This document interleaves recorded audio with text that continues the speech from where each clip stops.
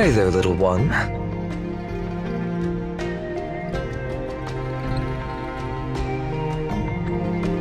Chieftain.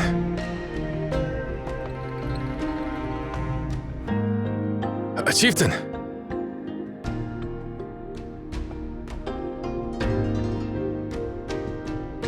Jisya!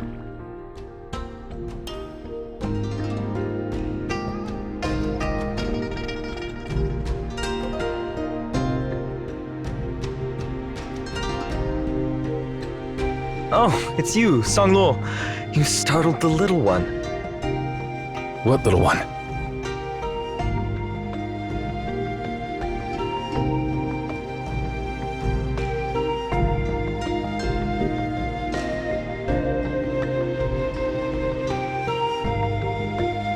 You're not a kid anymore. You're a chieftain, and yet you're here lounging around? You can't just run off and hang out here for fun, you know. I'm just taking a nap. Cut me some slack, Brother Sanglo. You haven't forgotten about the 2 clans we conquered and who've joined us, right? The chieftains are on the way with their people, so you should show up and greet them. Also, messengers from 3 upstream clans have arrived. One wants to join us, another seeks peace, and the third is talking about wiping us out. You've got to figure out how to respond to them. Well, the last one is a bit tricky, and I'll handle it personally. As for the others, just help me out with them, Brother Sanglo.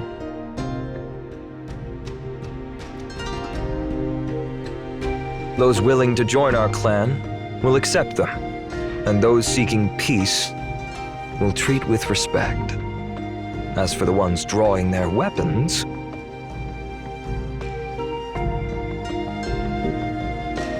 we'll reply with a letter, a declaration of war.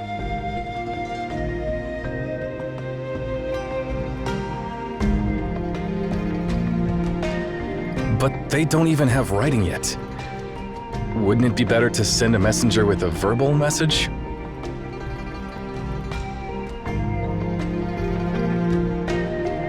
That's why we must write them a letter.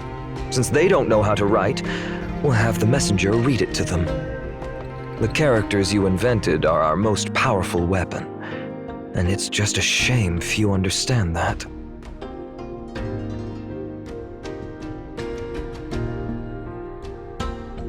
Even if you say so, I don't quite understand why words can be more powerful than spears and arrows. We're standing firm because we have a mighty chieftain. Even if you're clueless, our future kin will get it. Well, what you've been doing always leaves us scratching our heads. But seriously, all things seem to work out fine in the end. Sure, I'll record your words as always.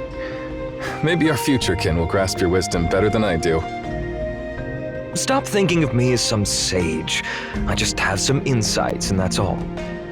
By the way, I understand you record the formal conversations between clans, but do you really have to record our casual chats too?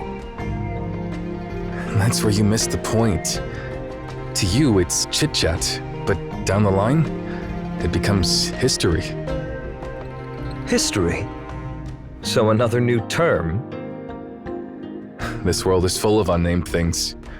We simply don't have enough words for them. Before you became the chieftain, I could sum up all I saw in a few words. The things that fly, we call them birds. The things with sharp fangs, we call them beasts. The things with scales, we call them fish. And for ourselves, we call us human. But under your leadership, our clan flourished. Our domain expanded with more people, and we need new words, even if it's just for newborns. Birds in varied hues, beasts in diverse forms, and fish in all sizes demand a range of names. Oh, really? I haven't noticed that.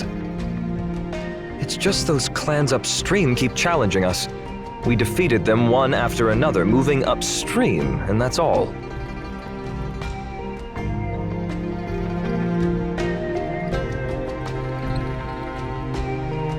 Well, we've come a long way indeed. It's incredible how the river still looks as vast and endless as when we first set out. When will it start to narrow down? Where does it trickle into a tiny stream? You're asking about the river's origin, right?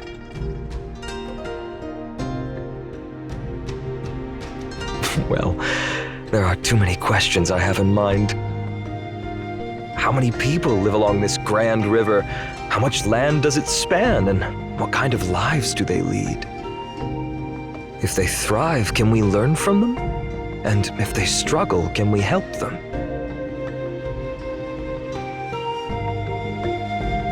Well, looks like I've got a lot ahead of me on this road with you. You don't say. Someday you'll see our clan throughout the whole... Wait, what was that term you invented? World. Yeah, the whole world. Since you invented characters, you've named so much. So why not give this river a name too? Invent some new terms, a unique title befitting this majestic river, so that future generations know it was the G-Clan who named it.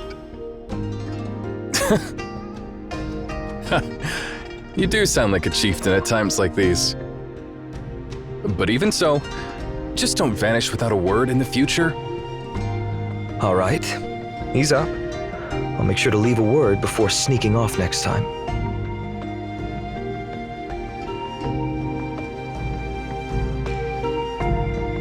And draft another decree for me, informing the entire G-Clan that we're marching to conquer the upstream clan that dared to challenge us. As usual, those willing to join me will march forth, and after victory, the conquered land will be theirs. As for those who decide to stay here, I won't force them to join the war. Sure. To be honest, there's one thing that's been on my mind for a while. Whenever you issue an order, you've never considered what will happen if we lose the war. Huh? Why do I have to consider that?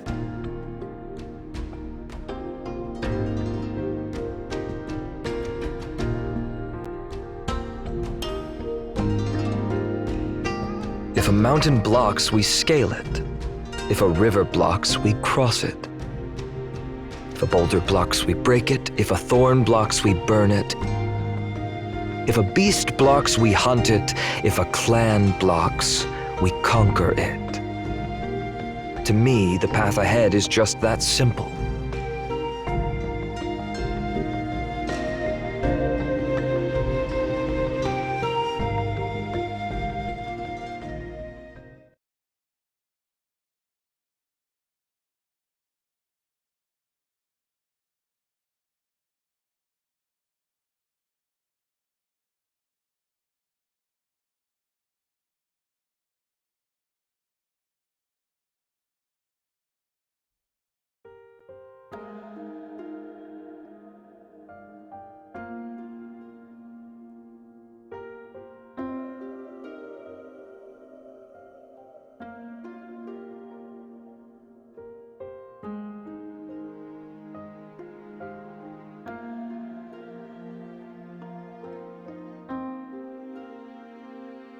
Why is that mountain white?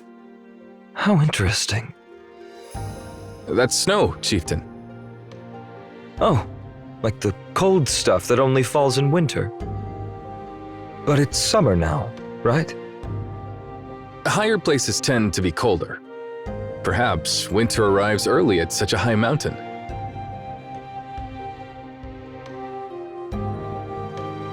Another unfamiliar sight.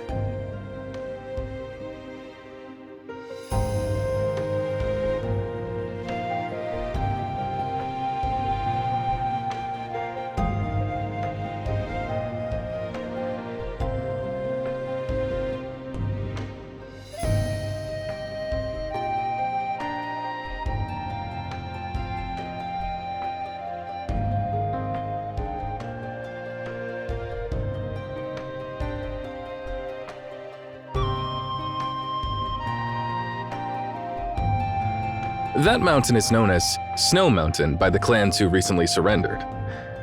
They say there's an impasse beneath it. Those who ventured near the mountain never came back. The owner there doesn't seem too keen on uninvited guests. Well, it's pretty absurd that several clans have recently joined us with tens of thousands of people, but not a single one of them is willing to guide us through this mountain range. I wonder what kind of threat is daunting them. Speaking of which, Chieftain, should we halt our advance and send our messengers? No, not needed. Our opposition doesn't seem keen on talking it out. Sending messengers would just be a waste of time. We've journeyed over 2,000 miles already. All this vast land is under our control, and we have the advantage in numbers.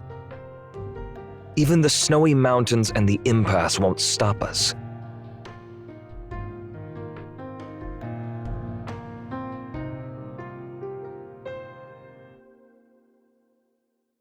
The snow mountain is glowing red. Looks like a fire lighting up the sky. Fire attracts moths.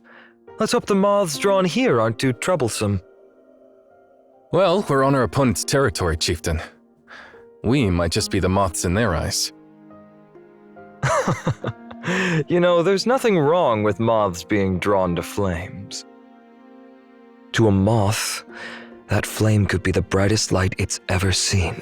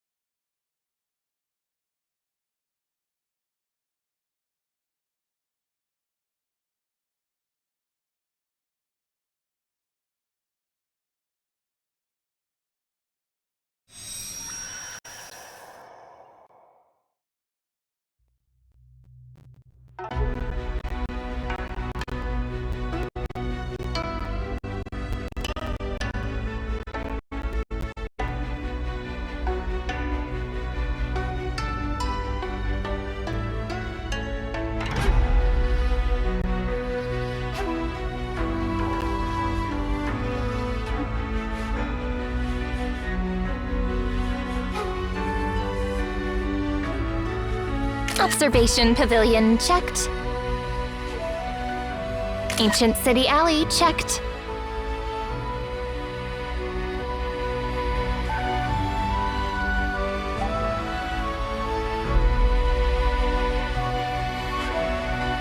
Outer City checked. No signs of residents. Ming Xiaomin is doing a great job evacuating the citizens here in such a short time, but that specific area...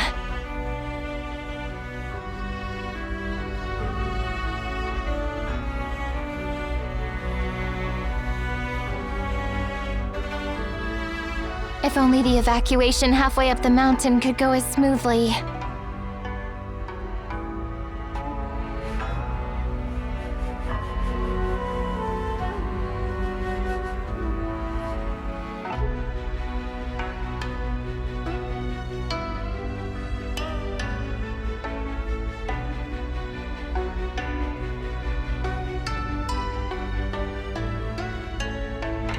Hey, that store looks familiar.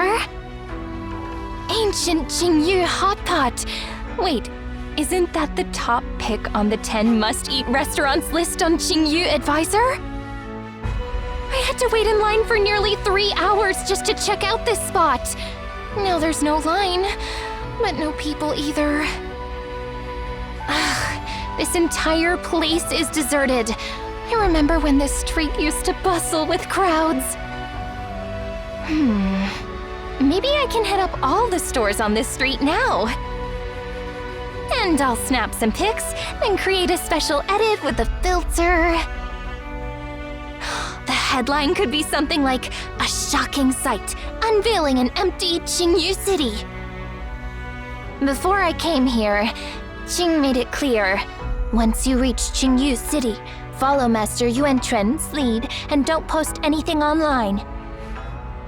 But then again, if I don't seize this opportunity, I might never get such a chance again.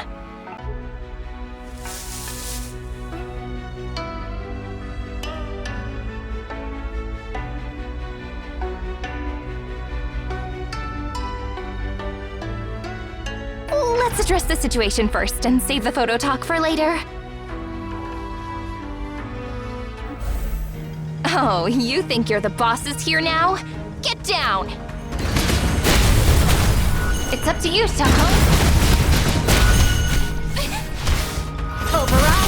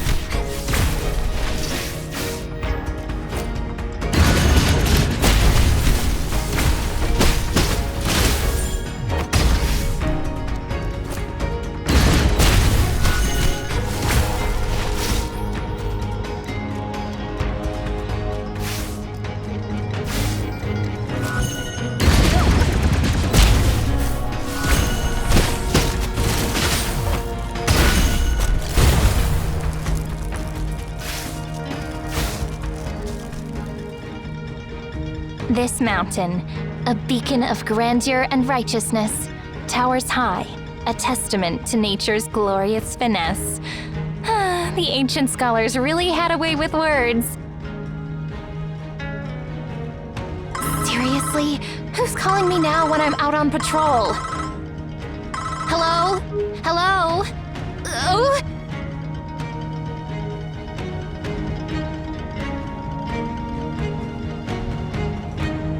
This is Tangsu speaking, Your Excellency. I'm currently patrolling the business district. Everything is under control, and all the residents have been evacuated.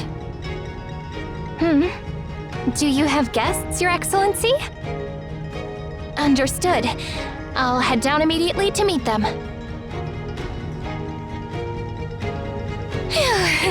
That scared me.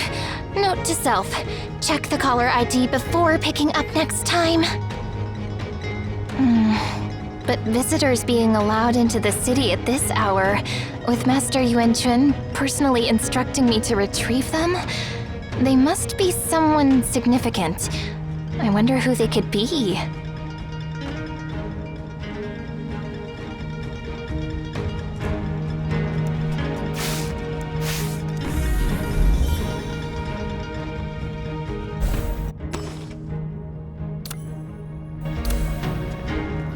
Cerulean vapor is back. It's so dense this time. You can almost see it hanging in the air. Fire! If I stumble into it accidentally, I might breathe in a lungful of that mist and end up with my brain rusted. The mist up ahead doesn't look too thick. I'll hold my breath and dash through in one go.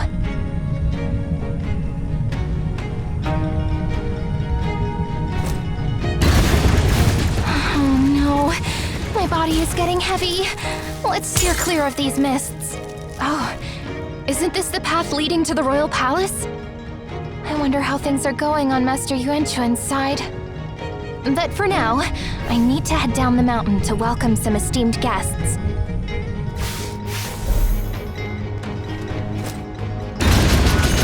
I know, I need to touch up my makeup again.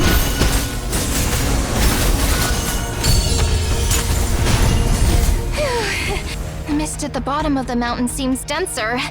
I've got to be more careful.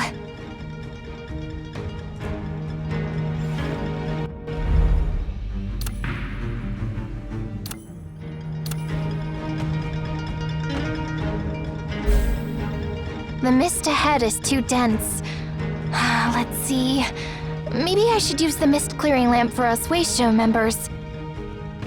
This device is designed to filter out anomalous substances from water. We didn't have enough time to develop devices that completely remove these substances, but this one can condense the vapor from cerulean water back into liquid.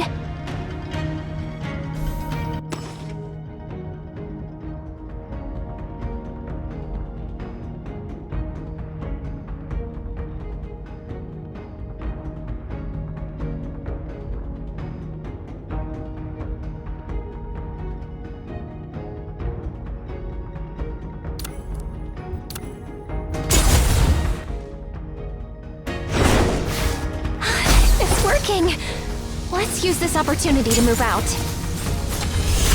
The mist clearing lamp won't last long, and it can only purify a limited amount of vapor. We need to use it wisely.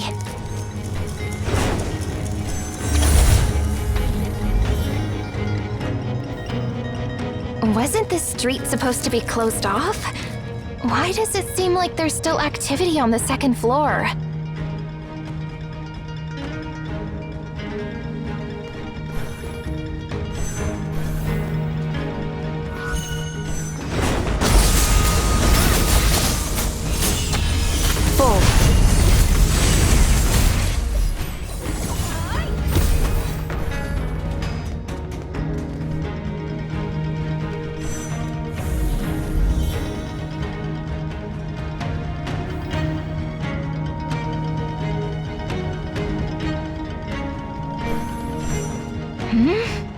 Some members are... Atsa, what's the hurry? Master Yuanquan instructed me to escort some guests down the mountain. Got it. I'll open the gate for you here. By the way, if you go further up, you might encounter some Tianli residents who haven't evacuated. Try to persuade them and avoid any conflicts. Understood.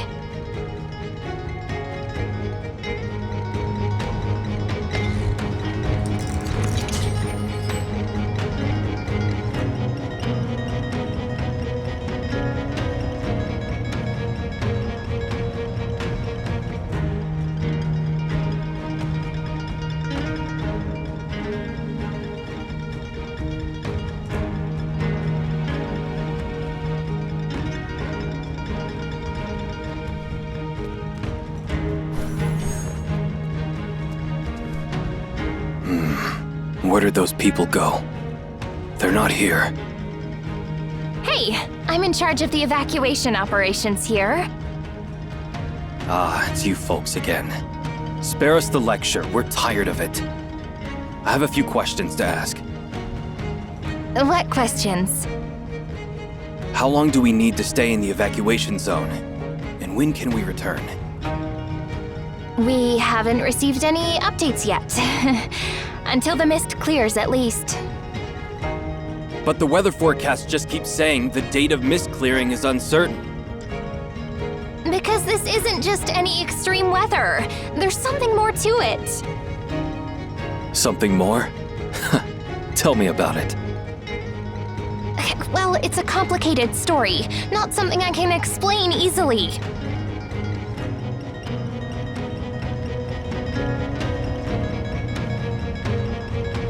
Regardless, we won't leave until we have a confirmed return date. I'm busy now, so if you have nothing else, don't get in my way. All right. Is there anything I can help you with? You're not a local here, right? You're not as familiar with this place as we are, so just stop causing trouble for us.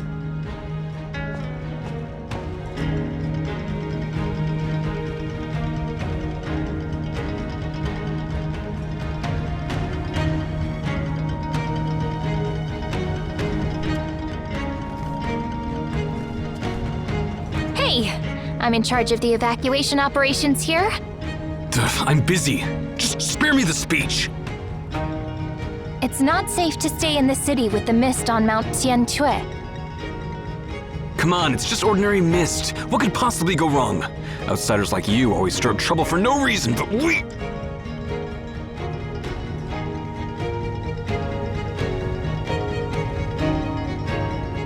See? This is exactly what could go wrong. Wuthering Waves. I'll handle things here. You guys head back into the room.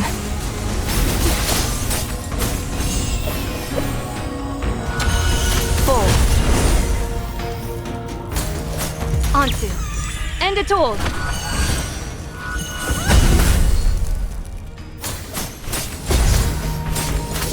Wuthering Waves. Full.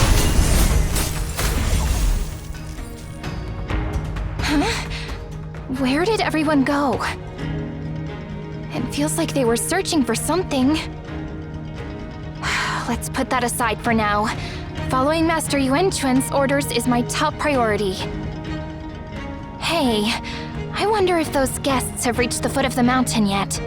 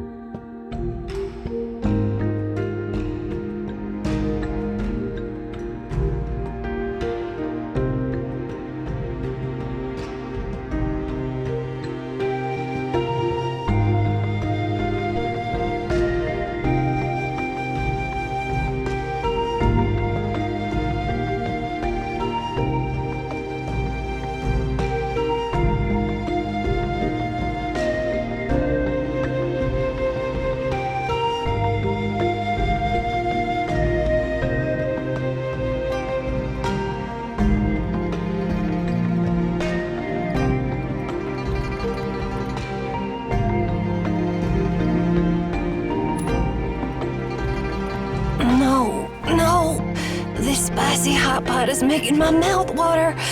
Don't hold me back. Why are you stopping me from adding some durian in the spicy pot?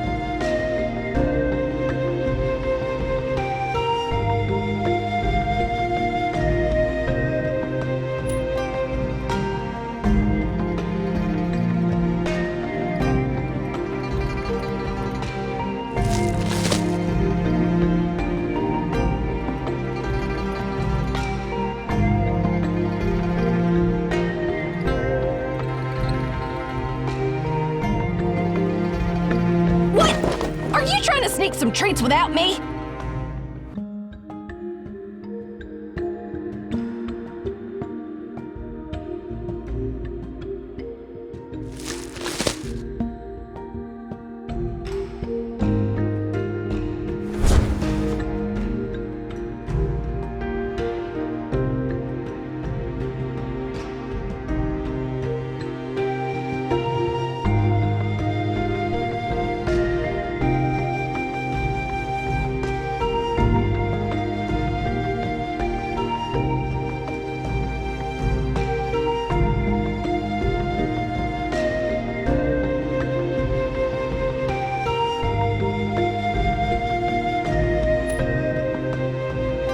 Let me see. Oh yeah, we're getting close. That's Mount Tianli, right? Soon we'll have a view of QingYu City.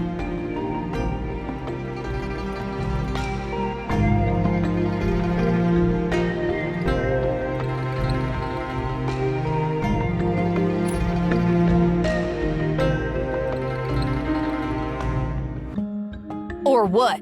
Should have some pleasant chats with this Miss Big Eye Poker Face. Once I get you to QingYu City safely, we're all set.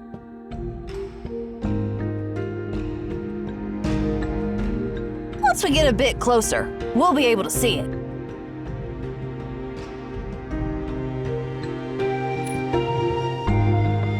Huh? What's so strange?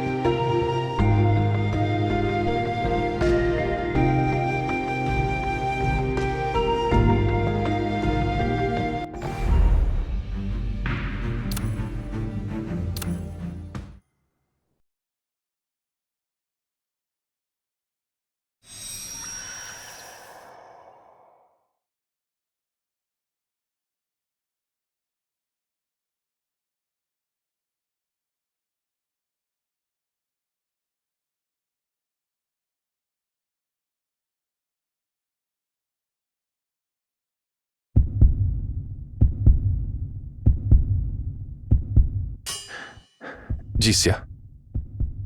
Jixia. Jixia!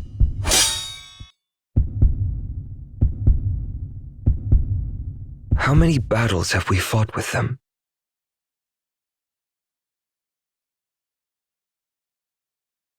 This is our 14th encounter.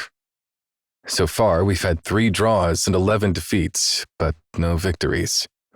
We've never faced such a setback before. No victories.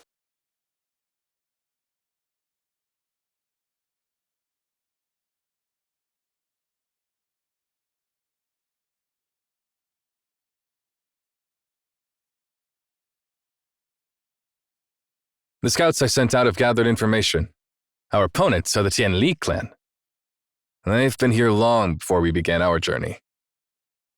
They are natural hunters, known for their bravery and combat skills. Many clans along our path have refused to join us in the fight because they feared their strength. Should we consider a temporary retreat to regroup? Retreat? Why retreat?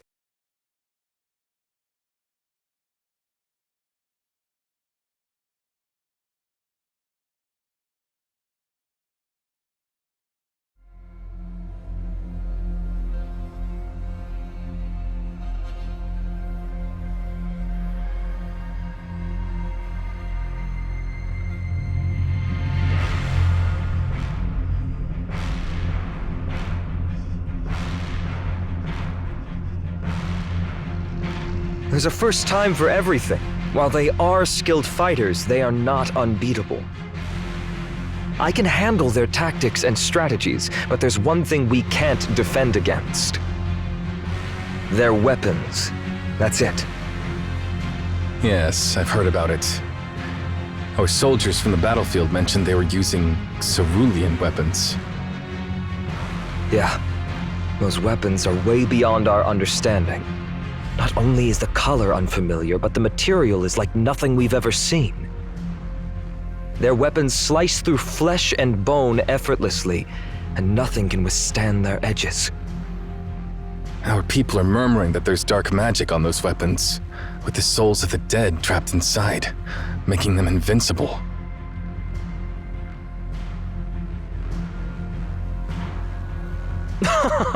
Well, that's absurd. Those wielding the weapons are clearly living people.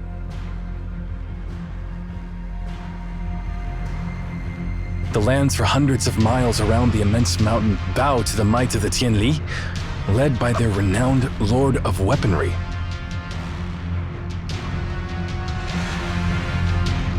Lord of Weaponry. How intriguing. Does that mean he's the master of the world's deadliest weapons? That's the story making the rounds. They claim he was the first to craft those unique cerulean weapons, and ever since then, the Tianli clan has been invincible. Honestly, I'm more inclined to believe they have some secret techniques for forging those weapons. If only we could get our hands on some of their weapons, that would be something. Despite the clashes, we haven't been able to seize even a dagger from them. Oh, that reminds me. I almost forgot that. Ouch!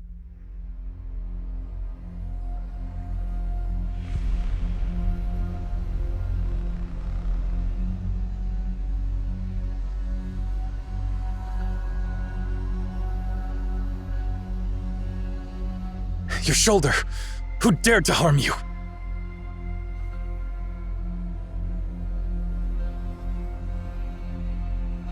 Well, it was someone interesting who anticipated my dodge.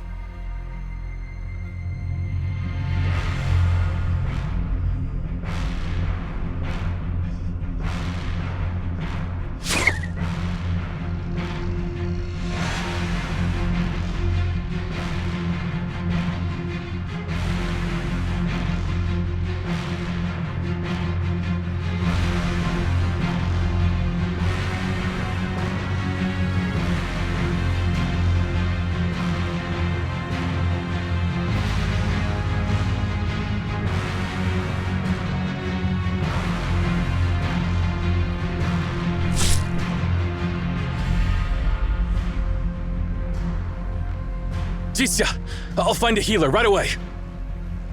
No worries. I'll tend to it myself.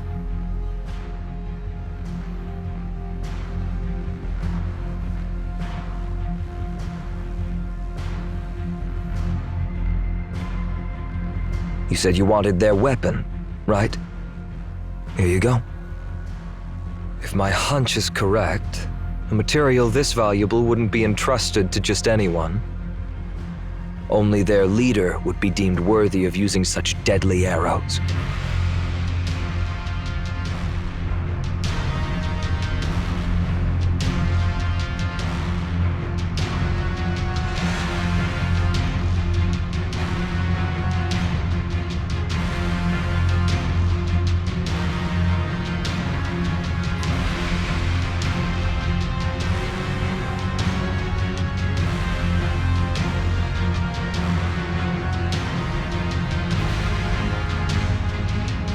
Lord of Weaponry, huh?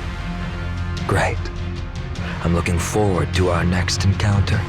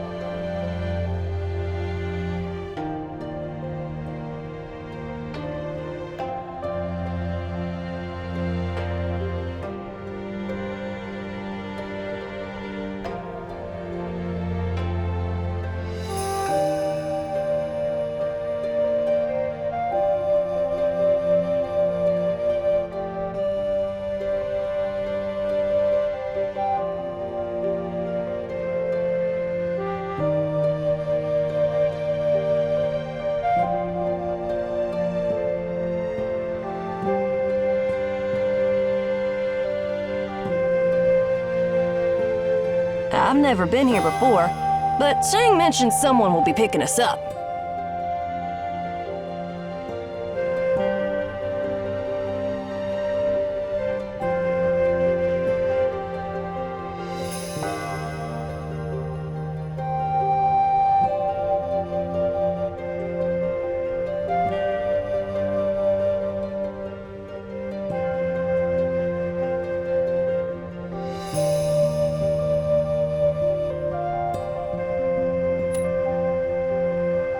My senses tell me that you're insulting me in your tone.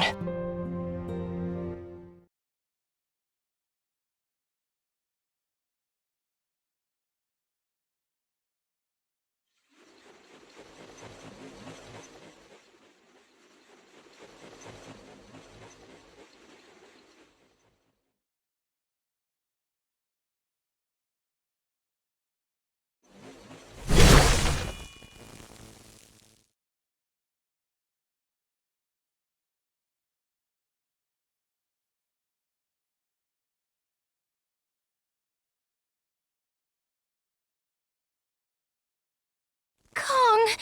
No! My Kong!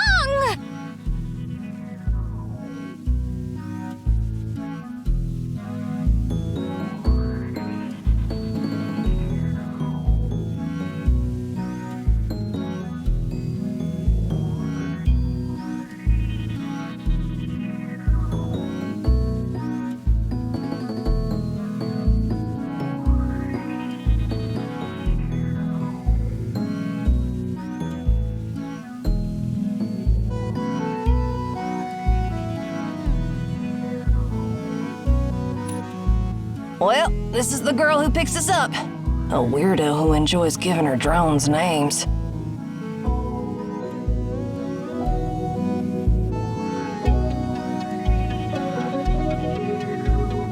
Weirdo? Who are you calling a weirdo? You ruined the grand entrance I had planned, and now you've got to fix my Kong.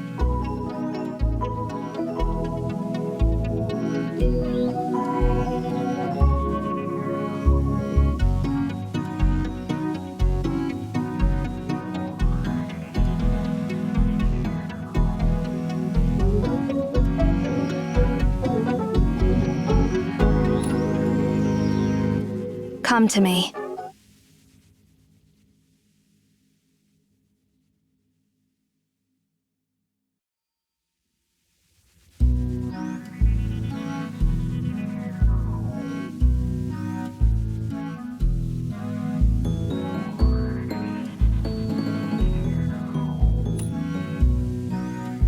Well, Calm down! Stop tugging on my collar! We have someone else here!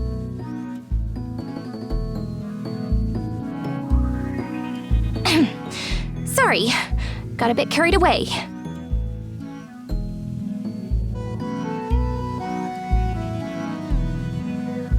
Well, before I introduce myself, let me update Master Yuanquan on the situation here. Oh, and let's take a group photo first.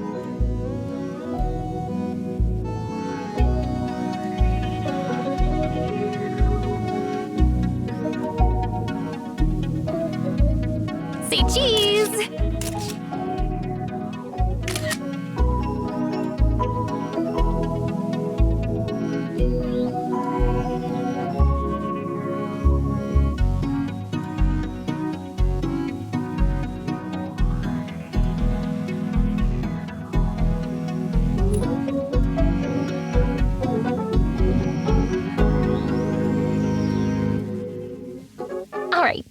Oh, wait, I forgot to turn on the filter. Oh, that angle's not great, and my face looks huge. But why do the other two look so good? Taking photos is just mysterious. Let's take one more, and this time, you hold the phone up.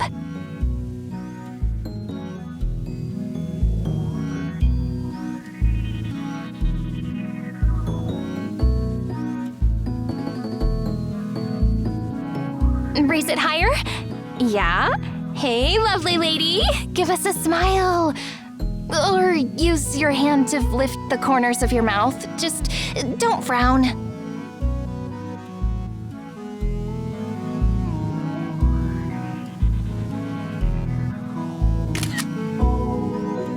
Perfect! These pics look great! I'm posting this now. Visitors from afar, the magical mix of Jian and Obed. Hashtag QingYu City.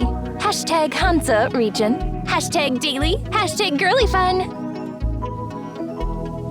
By the way, do you have social media accounts here? No? I'll sign you up. It's super easy. And don't forget to follow me. Hey, snap out of it! Why did that old man even send you here? Please don't post our head librarian's photo on any social media. That might cause trouble for us.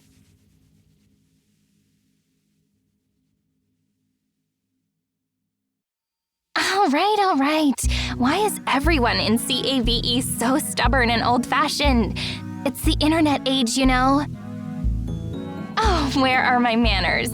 I'm Tangzi from Weishu, and my friends call me Atsu. I've got 1 million followers on all social media platforms. Just hit that like button and follow me. Don't give me that look, Sin. Of course I remember what I'm supposed to do. Master Yuanquan asked me to escort you into the city because of the situation here. Yeah, you know. Since you're here, I believe you've sorted out the crisis in Sanglin City? Yeah, it's mostly under control. Shang's handling the aftermath there. But it always feels like our opponent has the upper hand. So we're here to tackle the root of the problem. If we don't fix things here, Songlin City, or even the entire Grandeur River region won't see peace. By the way, does that old man have a plan? You'll have to ask Master Yuanquan himself. Let's go. He's waiting for you.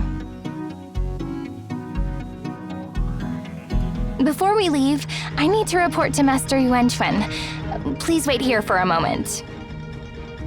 This is Tangzi speaking. Your Excellency? What's going on? The call just...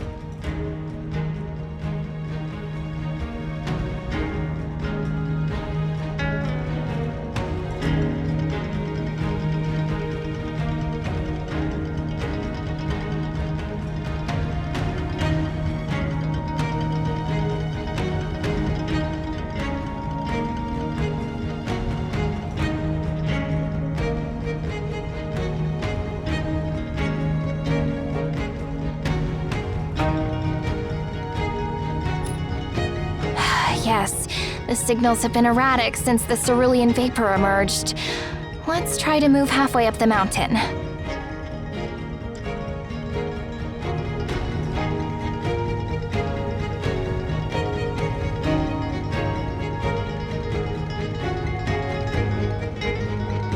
Let's move. I need to get you back before sunset, or things will become much trickier.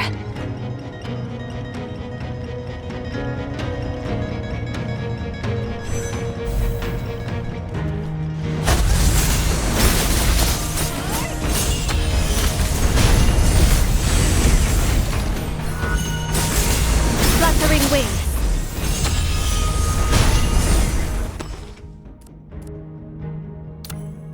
The mist clearing lamp has some serious suction power and could be incredibly useful in various situations.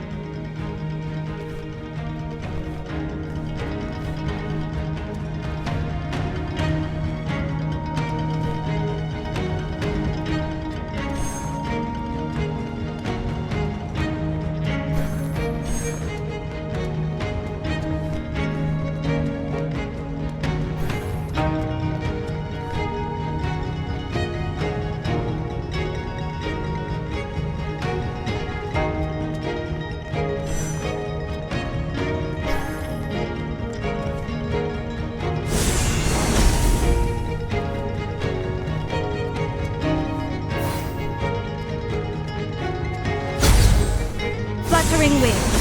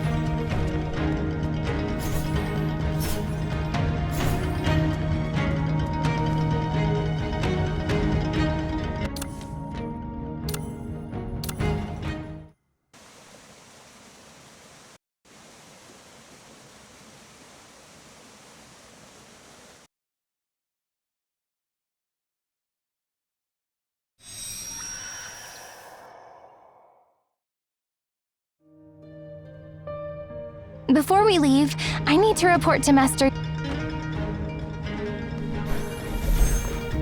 Fluttering Waves.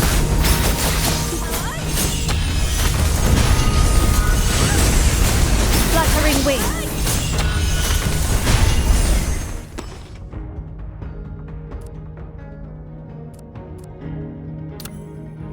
The mist clearing lamp has some serious suction power and could be incredibly useful in various situations. Anyone out there? I'm stuck in here. Please, help me open this door.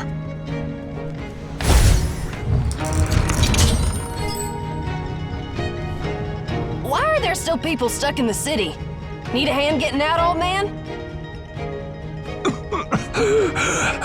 Thanks, but I'm good. Thank you for opening the door. I can find my way back.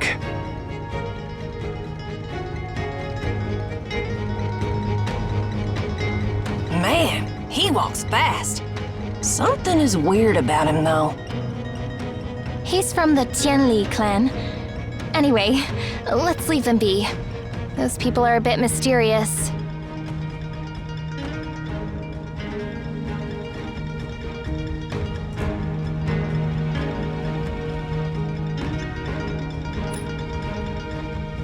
Yep. Ancient clan in QingYu City. We might bump into them again. Master Yuanquan has emphasized that we should respect their decision unless things get really hairy.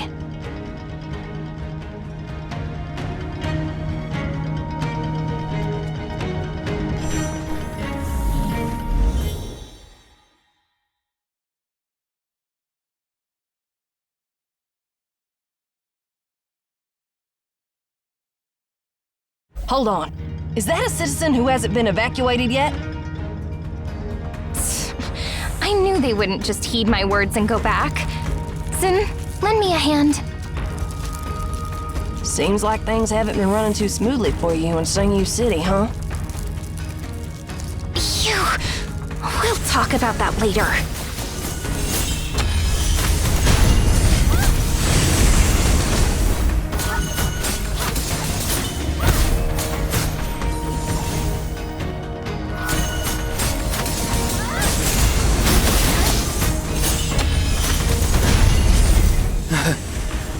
You're welcome. Wait, aren't you the guy who told me to spare the lecture? I did ask you to leave, didn't I? Why are you still here?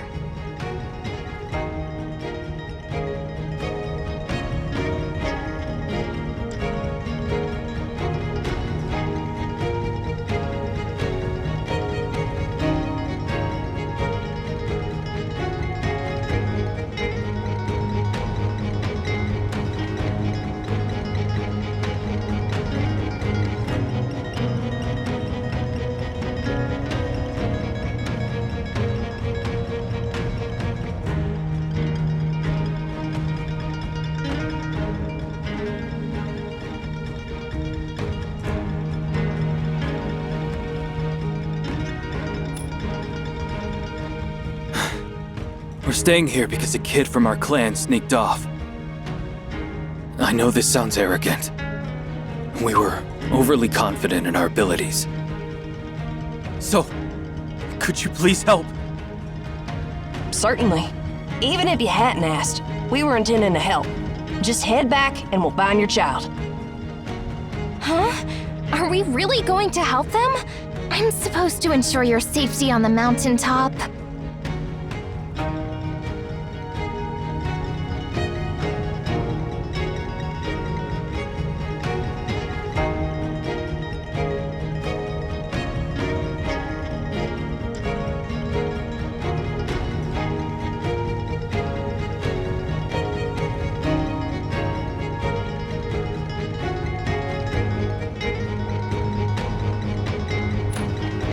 Alright, fine. I'll post this. Tianli clan receives aid from Tang sect. Hashtag QingYu City. Hashtag Hansa region. Hashtag daily. Hashtag Tianli clan. Hashtag Tang sect.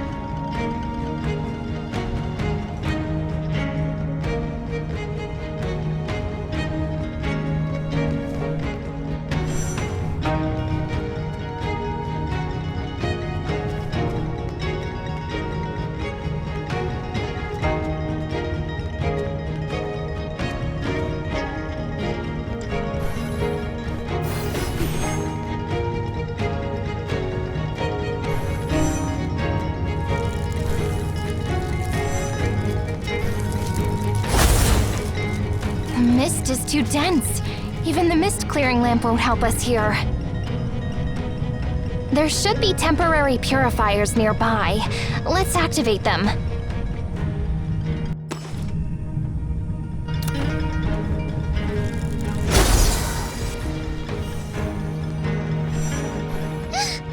Where's Dad? Too many crystal clusters this way. We need to find another route. Let's head down and take a detour.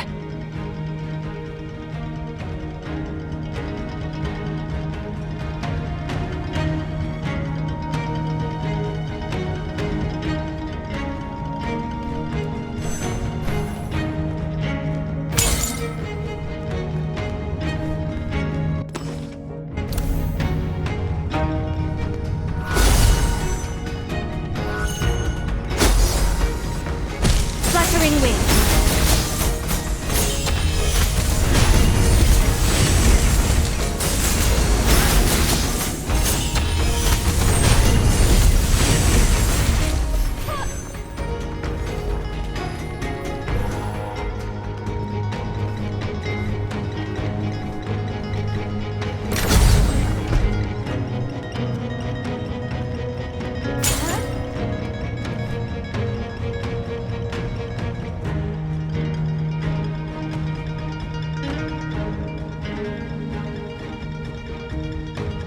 Thank you for saving the kid.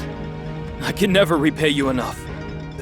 Please, join us in our humble abode and let us express our gratitude properly.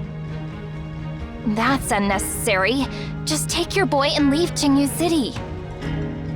Even if you were hesitant to leave, you understand the situation now, right? I'm afraid we can't leave. QingYu City holds the legacy of my clan's ancestors. We can't just abandon it. But we're not asking you to abandon your homeland. You can come back once everything is resolved, right? But it's our duty to protect our homeland in times of danger. This person. Didn't those crazy animals teach you anything? I might not be a warrior, but we have skilled fighters. As long as we remain within our ancestral mansion, we will handle those beasts. You know, Sin, before leaving my sect, I heard that the Tianli clan has deep roots in QingYu City, and they're even more stubborn than the old-timers in my sect.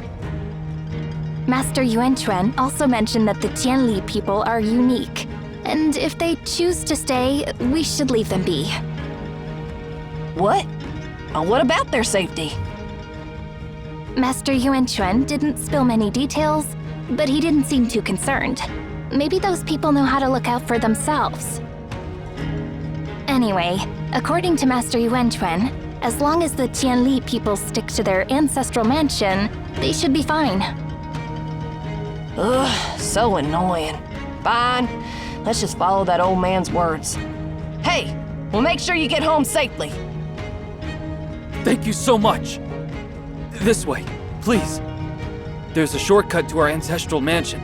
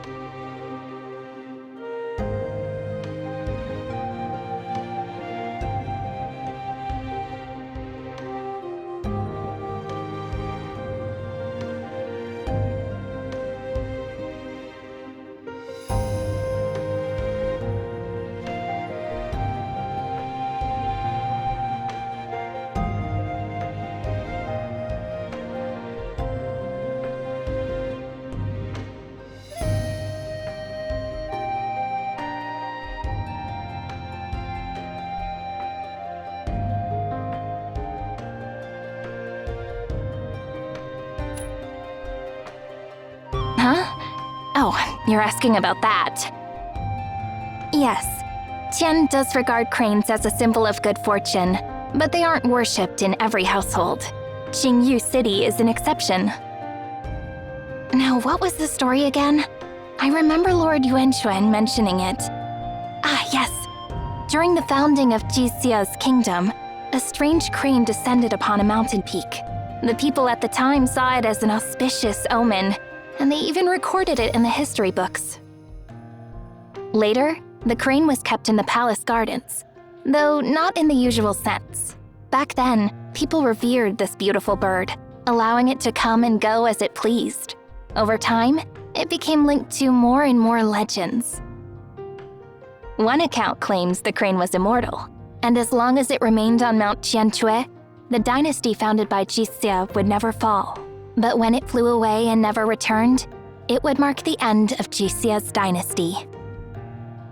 Another tale tells that the crane's feathers would change colors over time, white for 500 years, then red for the next 500, followed by blue for another 500, before returning to white once again. The cyclical transformation was seen as a reflection of the eternal rise and fall of the world. But after Jixia's final journey and disappearance, the strange crane was never seen again. Over the years, people on Mount Qianque occasionally heard mysterious bird calls with no known source. It was believed to be the call of Jixia's crane. As the saying goes, the crane calls in the 9 gullies, its voice heard in the heavens. These are just things I've heard from others. If you're really interested, there's someone in Weisha named Ming Xiaomin who's an expert in this field. You could ask her when you get the chance. Enough of that. There are plenty of crane statues around here. We'll see more later. Let's go visit the ancestral home of Tianli. This is a once-in-a-lifetime opportunity.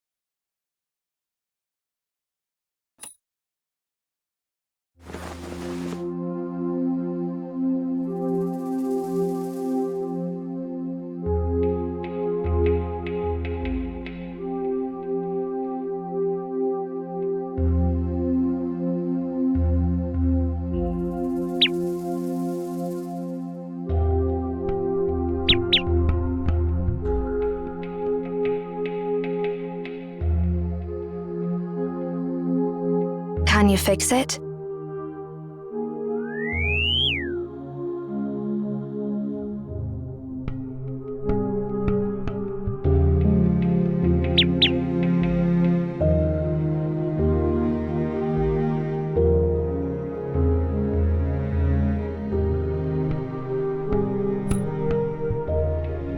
Hey, why are you still there?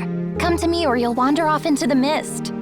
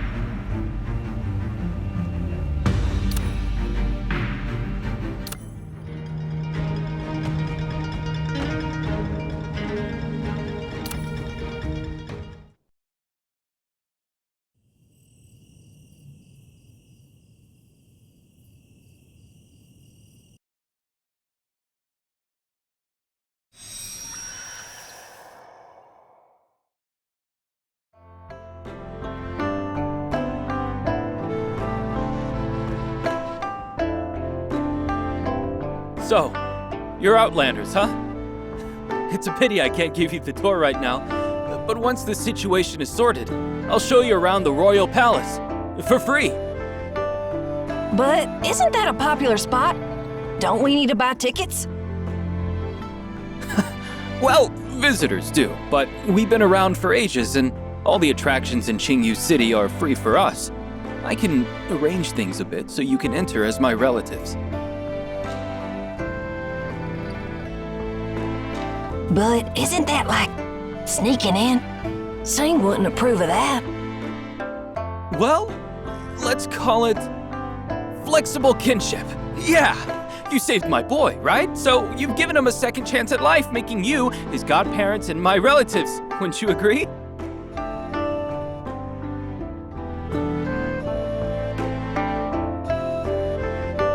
Journey of a Tang sect disciple as a Tianli clan member in QingYu City.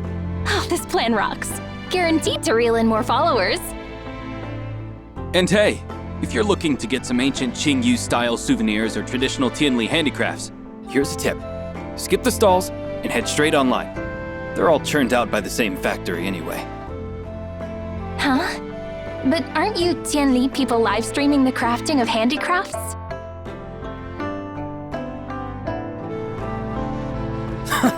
Seriously, who's got time for actual crafting nowadays? Sure, the few pieces showcased in the streams might be authentic, but the rest? Mass-produced. Why break a sweat when you could just tap a few buttons and rake in the cash? But, you know, factory-made ensures quality control and all that. If it's truly handmade, I doubt the quality. I see.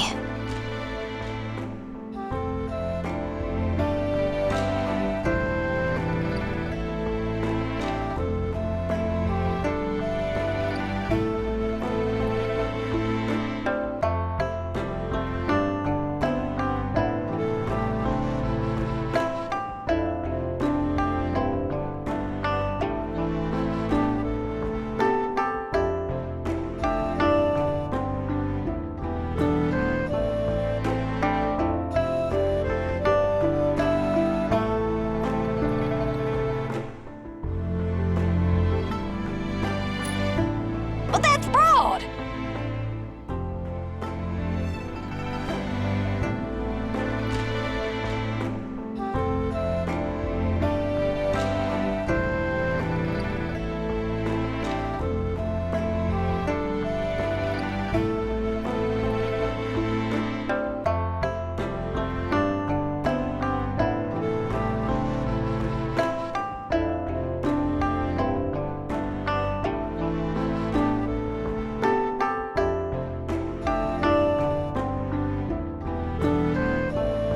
Hey, let's not jump to conclusions. We're from the Tianli clan. All our designs are steeped in tradition, and we manually operate those buttons. So, what's fraudulent about our traditional Tianli handcrafts?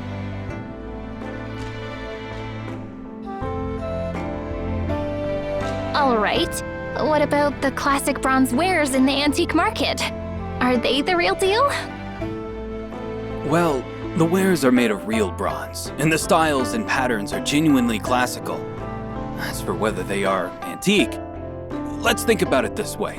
When you adorn your space with these bronzes, it's all about the vibe. Who cares if they're truly antique when you've got that vibe, right?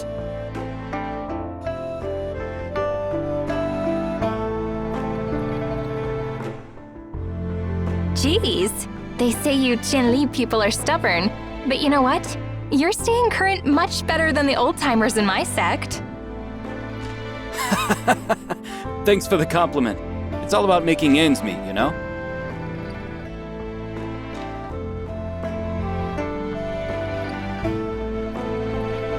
Your weapons are quite unique. I've never seen weapons like these before. Just some items handed down from our ancestors. Solid and dependable. Nothing too flashy. You talk a lot about your ancestors. Is your tradition a big deal for you? Absolutely. We're an ancient tribe, and tradition runs in our veins. How could we have survived through the ages without holding on to our heritage? Honestly, our ancestors prohibited us from leaving QingYu City. Despite the changes over the centuries, our clan has remained steadfast since the city's construction. We thought we'd seen everything in the world, but truth be told, this is the first time I've encountered beasts with metal scales. Hold on, what did you say? You saw metal scales on those beasts?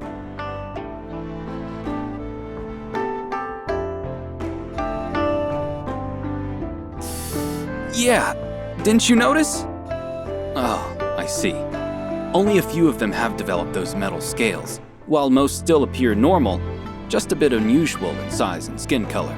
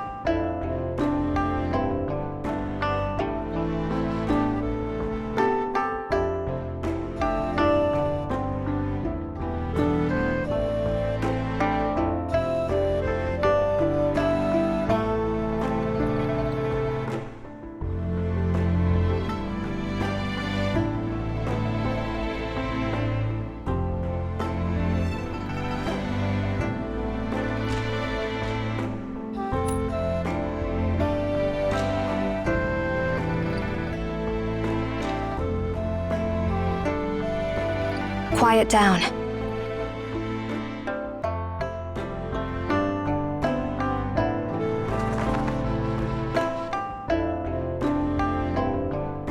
Mind if we swing by your place for a bit? We'd love to learn more about the metal on those beasts. Of course, I was planning to greet you as our esteemed guests. By the way, is your walkway sturdy enough? Absolutely! It's rock solid. Crafted by our clan, tested for durability and safety, capable of bearing tons.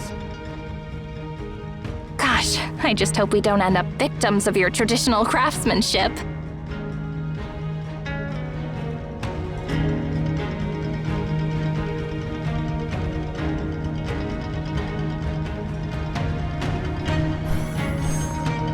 Wait, the ground is shaking. Take my hand, Sia. Debris falling, watch out! Trust me, this is not how it usually goes.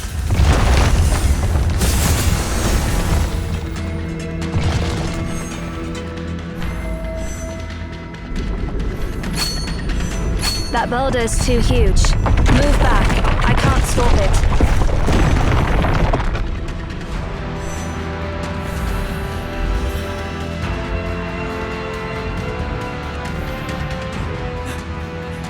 We're almost there! Our ancestral mansion is just up ahead!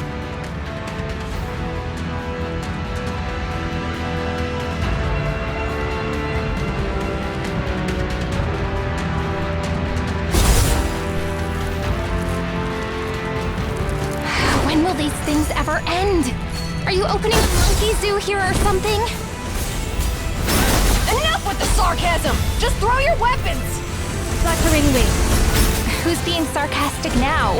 I'm running low on ammo.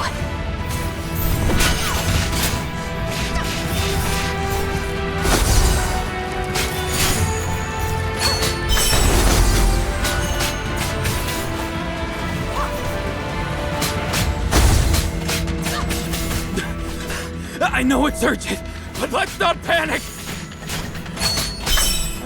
Help me! Patriarch! Help me out!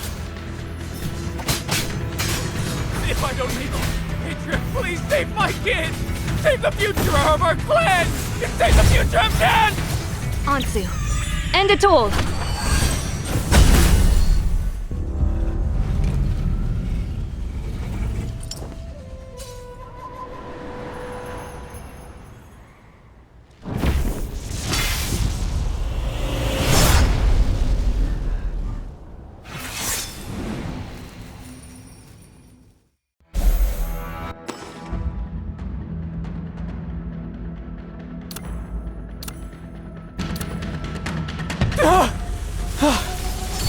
What a relief.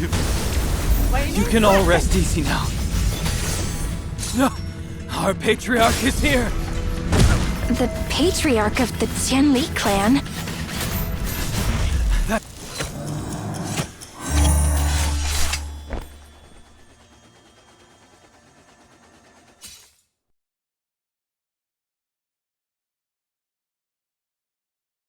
Leecher, the patriarch of the Tianli clan. I thank you for saving my people, outsiders.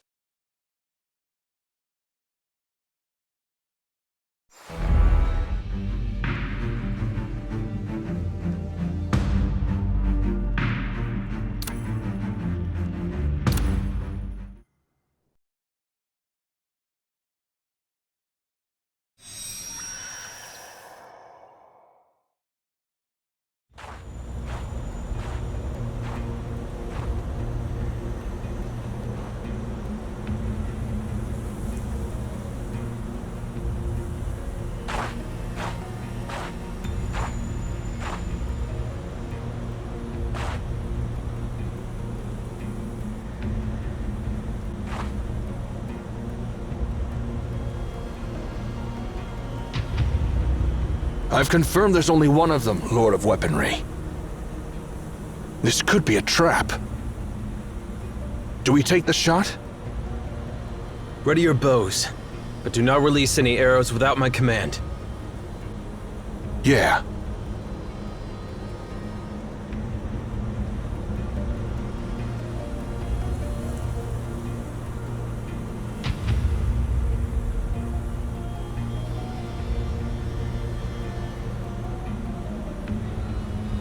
Amidst blooming vetch, my steps take flight, my love's words a promise bright. Yet the year's end draws near, his absence whispers a lingering fear. Amidst blooming vetch, I wander, my love's words, a promise to ponder. Yet his return remains unseen, my concerns linger in between. Knock the arrow.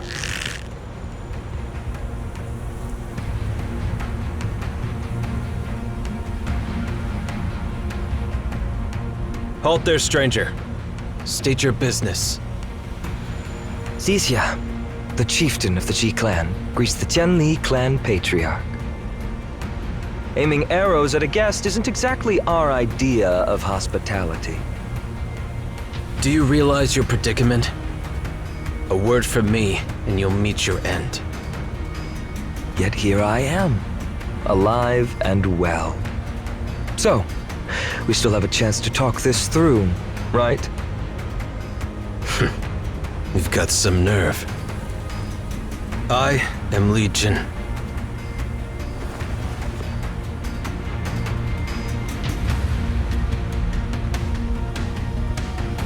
I've brought only this humble gift. Please accept it as a gesture of goodwill.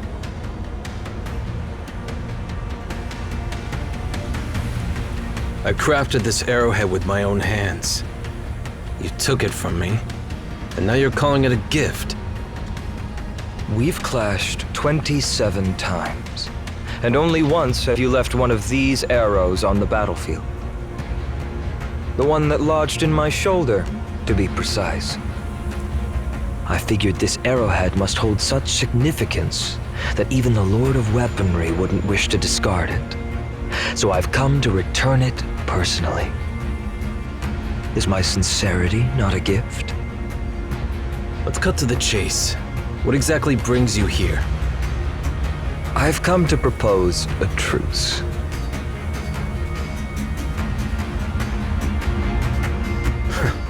A truce? I don't recall being defeated by your people. Do you really believe you hold the upper hand to propose a truce?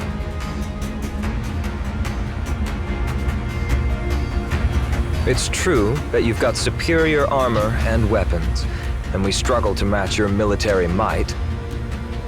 However, we have vast lands and numerous people. While we may lose many battles, all it takes is one victory over you. You may keep winning, but one defeat, and you'll lose it all. Winter is approaching, and your recent focus on us may leave you short on manpower for hunting and winter preparations. Can you tough it out? You think threats like that will intimidate me? I'm sure you caught the melody I sang earlier. Yeah. But I don't quite get that vetch or whatever. Vetch is a plant with purple flowers, and it's edible. It thrives where the Great River flows, much warmer than here. That's where our journey began, all the way upstream to your territory. From the lands of endless winters to the fields blooming with vetch. It's all our territory. You know I speak the truth. With our lands tenfold yours and our people 100 times as many, we will prevail in the end. Even the toughest dam won't hold back a relentless river forever. But that's not what I'm after. That song is called Blooming Vetch, a popular tune among my people. The war is about to end, yet for some reason it doesn't. The end of the year is around the corner, yet the soldiers haven't returned home. Your people are longing for home. Exactly. If this continues, both sides will suffer even greater losses. That's why I'm here. Let's end this war once and for all. We aim to unite, not obliterate. We don't seek an endless conflict. What exactly do you seek?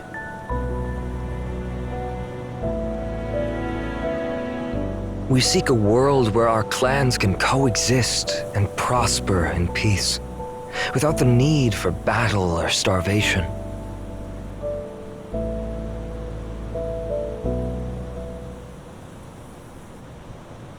All right, but under one condition. Please, go ahead. You've shown courage by coming here alone. However, in our tradition, once a war begins, there is no middle ground. Only victory or defeat. So, you and I will have a final showdown. Just the two of us? Yes. If I lose, we will yield to you. Fine. And if you win, we will leave immediately and never return again. Good. It's settled then. 3 claps of our hands to seal our pact. If either breaks it, he shall be cursed by both heaven and earth.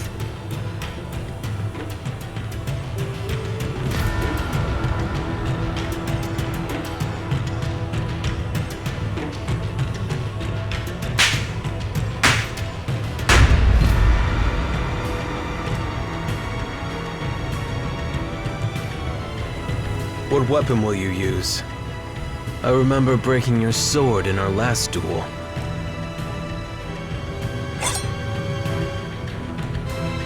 You've got a good memory. With my clan struggling to find an intact weapon, I'm left with this half-burnt stick. You're quite straightforward. No harm in being honest with you.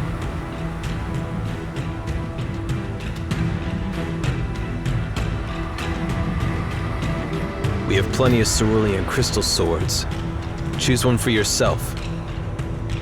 You're giving me a weapon. Of course. The Lord of Weaponry is not one to take advantage of his opponent's mishap.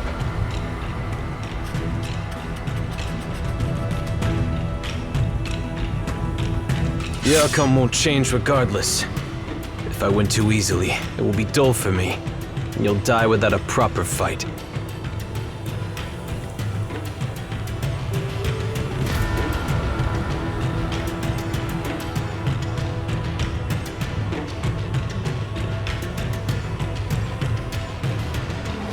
That'll be your last mistake, Legion.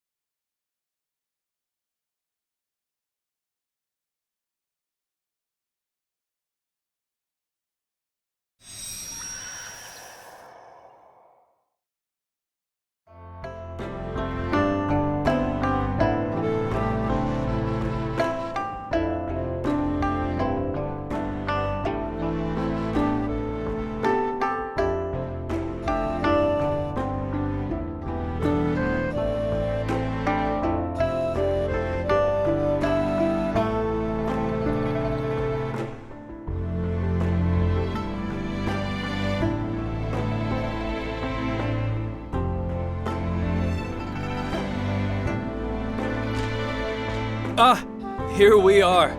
Make yourself at home here for the night. Just let me be clear. This is a token of gratitude for saving my people. We promise your safety until the fog lifts. After that, you must depart, and we're square. Mind your manners, patriarch. If this ends up online, nobody will come to our Tianli B&B ever. Tianli B&B? It's, well, a fresh take to showcase our cultural heritage. Let's not dwell on the details, patriarch. Huh. Sounds weird. Anyway, I'm off. Feel free to walk around before nightfall. Dinner is on its way, and the mist is thick outside, so it's best to stay indoors.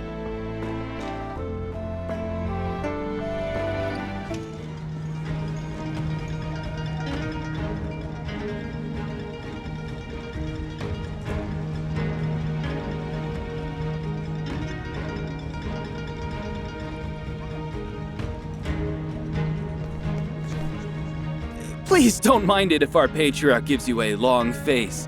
He's just going through a rebellious phase and has a bad temper, and we'll sort him out later. Oh, hey! Aren't you an influencer? Feel free to post pictures on your socials here. We're thinking of turning some cabins into a restaurant. But, you know, those buildings are too ancient, and dealing with the Bureau of Cultural Relics and those fire regulations is a headache. You've got a sharp eye for business, but why is your patriarch looking like he's totally out of the loop? Are you keeping him in the dark about all this? Keep it down! If he knew our financial situation, he'd be asking for a raise in his pocket money! Pocket money? But I thought he was the patriarch.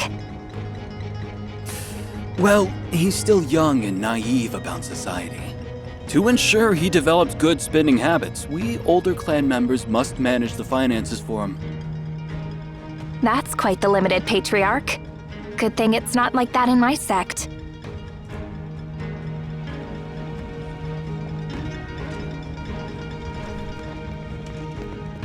This mansion sits halfway up the mountain. Is it also drawing water from Tianli Lake? Maybe I should ask someone about it. The water's all good. Next month, I'll upgrade the nitrification system. If it wasn't for maintaining the water flow, I'd turn into a pond and raise fish.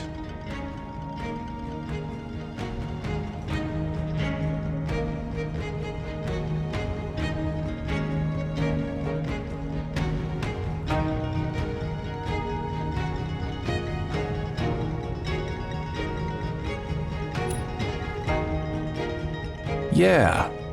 Oh, you're the Patriarch's guests. The water here differs from that of the Tianli Lake. Pure, untouched by pollution. Of course, we source our water independently. Our ancestors strictly forbade us from drinking the Tianli Lake's water. Back in the day, we had to divert water from far-off mountains, and now those canals are cultural relics. Everything is much simpler these days. Just hook up the pipe to any water source that's not the Tianli Lake and it's done. You can even order barrels of waters online. Modern life is so convenient. Our ancestors really put in the work for this water pipe, but, well, it's just one pipe. Won't cut it for the whole QingYu city. Well, even though we don't use water from the Tianli Lake, we hope this crisis eases up soon. The government staff really needs to step it up.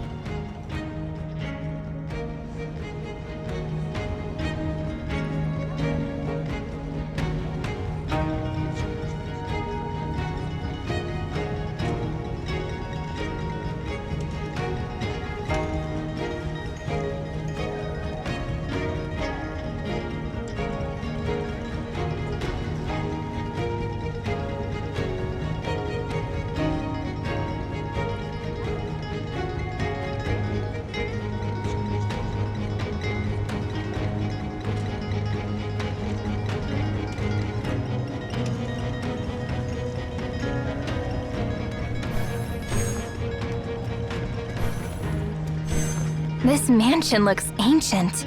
Maybe we can chat with some elders to learn about its history.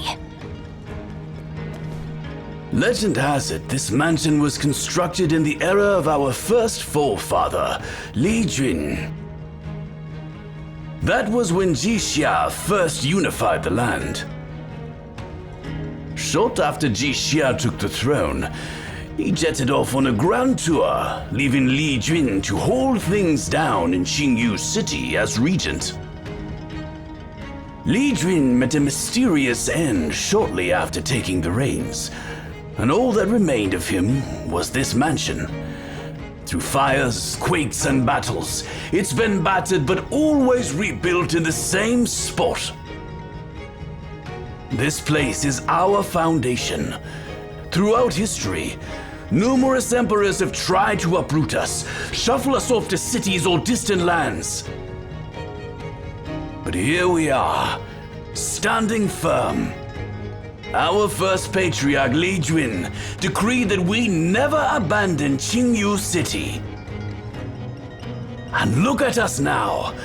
While our rivals have crumbled to dust, we stand strong. And will stand for ages to come. The back of the mountain isn't in this direction. Oh, that guy over there seems like a guard. Let's ask him.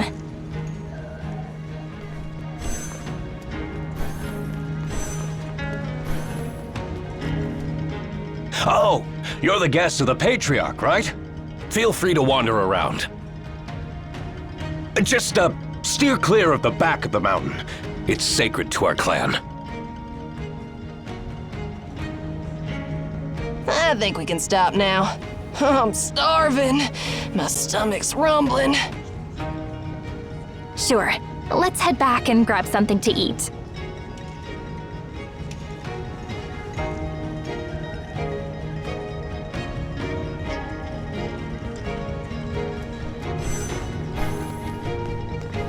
Are you ready to unwind after your long journey, esteemed guests?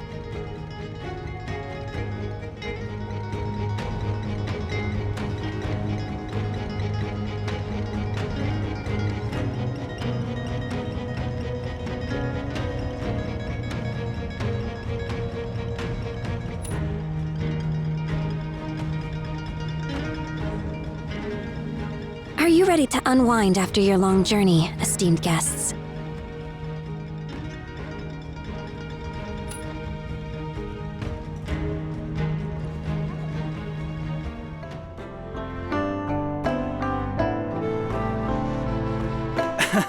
All these ingredients are from QingYu City, where the royal officials of old used to savor similar dishes.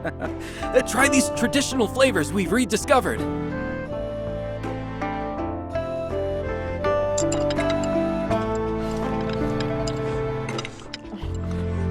Watch your manners, Sin. We're guests here.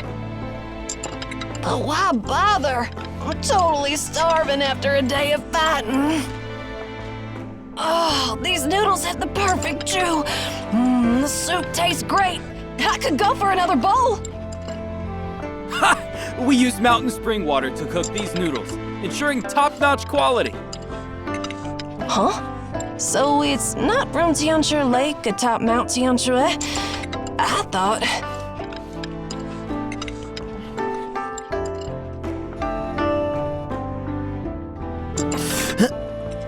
We never use water from Tianli Lake, little girl.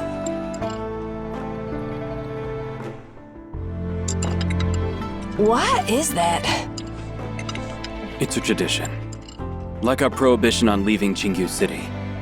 It might not matter much now, but in the past, without a water supply, we had to trek far for water daily. That's weird.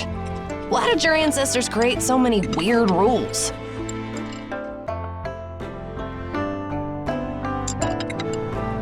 A piece of advice for you, little girl. Don't bring up that legend in front of our people.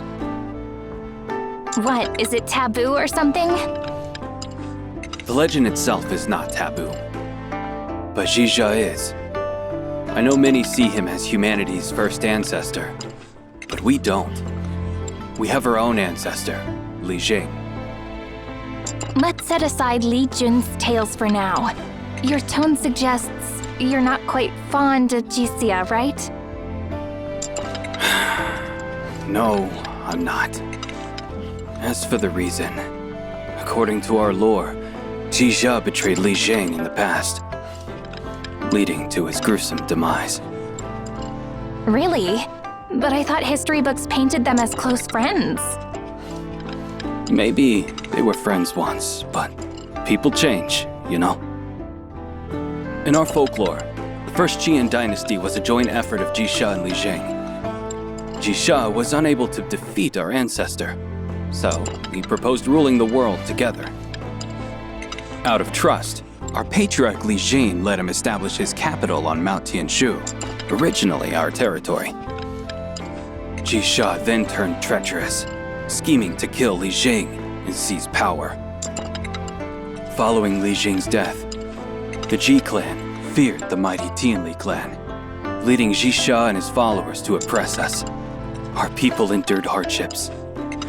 The strong were enslaved to build the city, and the elderly and children were mercilessly slaughtered. This is totally different from what's written in history books. The Ji clan values written records, while we cherish oral traditions. Over time, their records became the accepted truth, while our songs and epics got neglected. Well, don't take it to heart. Think of it as folklore. After all, it all happened thousands of years ago, so nobody can say for sure, right? Some past stories have blurred between history and myths over time. While it doesn't matter what you outsiders believe, but my clan takes our ancestral teachings seriously. So, a reminder for you. Don't mention anything about Jixia in front of our people. That clarifies the stubborn aspect.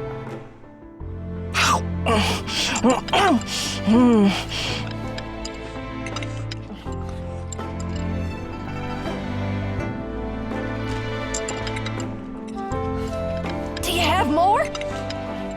Shin, No, I'm really sorry about this. We didn't anticipate such a hearty appetite from you. We've run out of dishes for today. We'll take note of this. Seems like we'll have to prepare more food when we open our restaurant.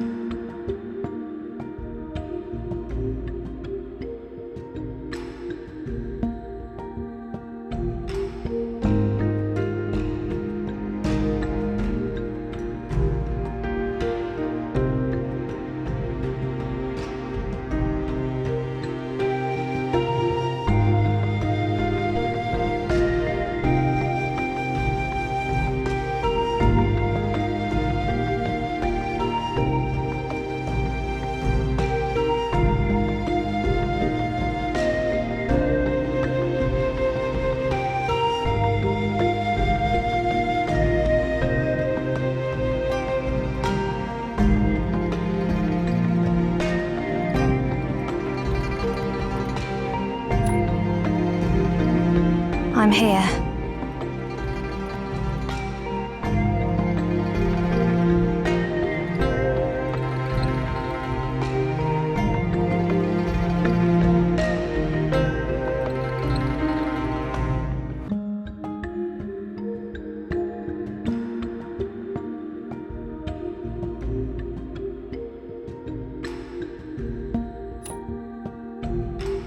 Yeah. Struggling to sleep?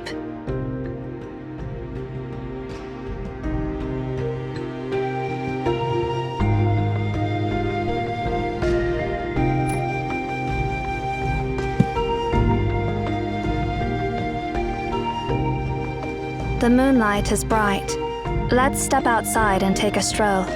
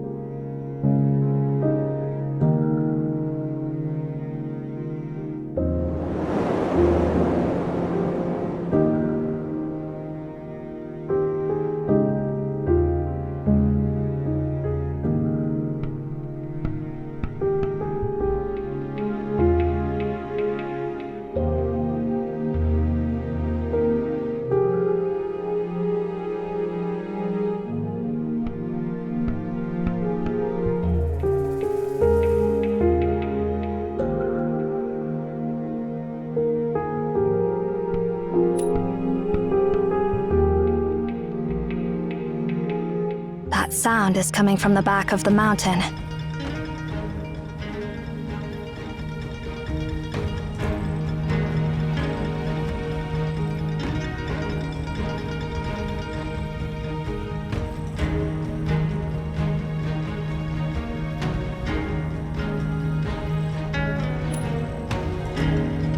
And they look like a child's footprints.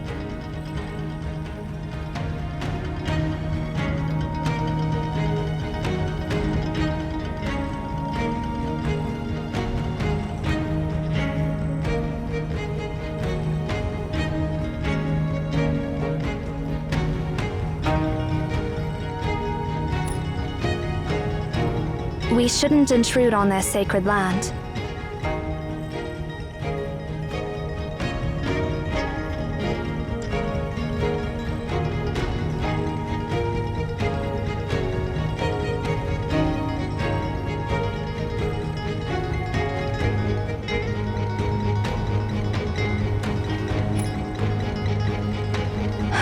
All right, I'll go with you.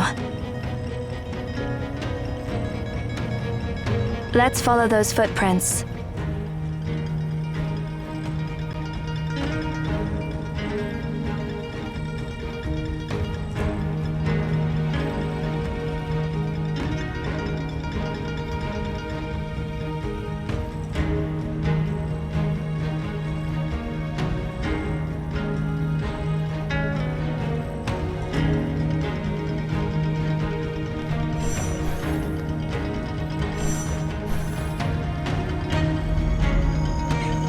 Upholding. That's...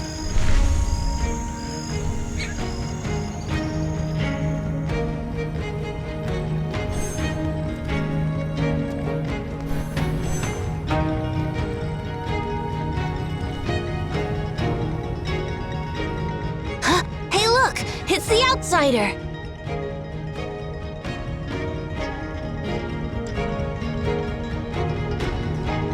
Why are you still out at this hour?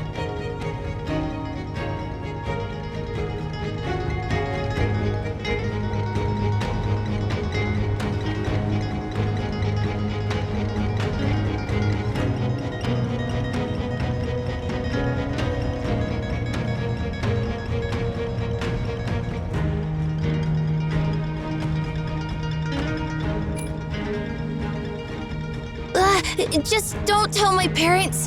I was so bored that I sneaked out the window.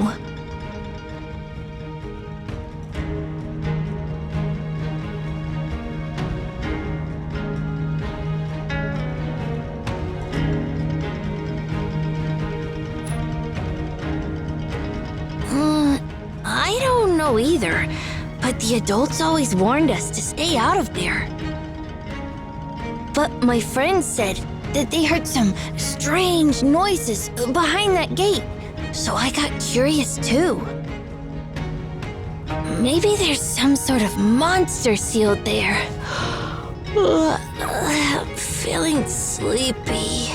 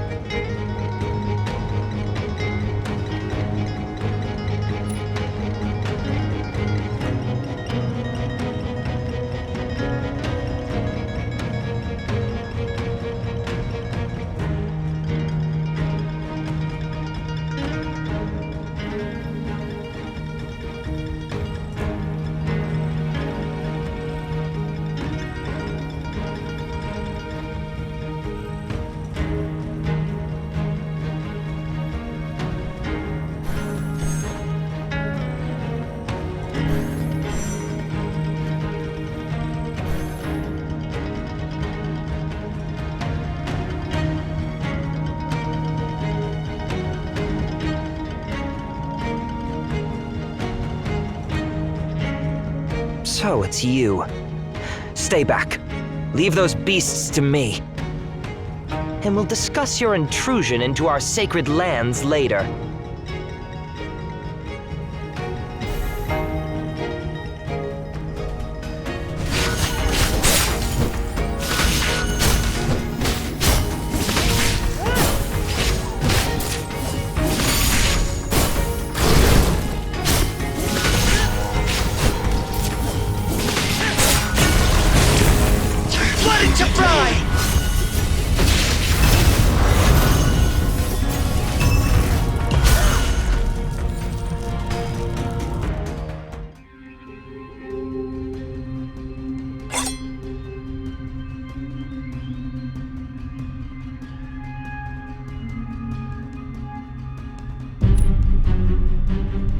I'm the patriarch of the Tianli clan, not your clan. Well, just call me Leecher. I believe my people warned you not to roam without permission. What's up? Too dull to sleep peacefully? Seeking thrills by trespassing our sacred lands?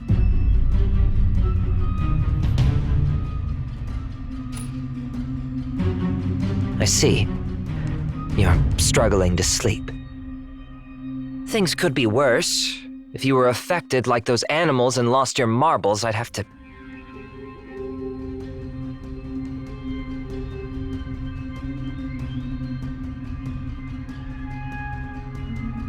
The Bureau of Cultural Relics will come here for this hole in the wall. Forget it. I'll have someone else handle it.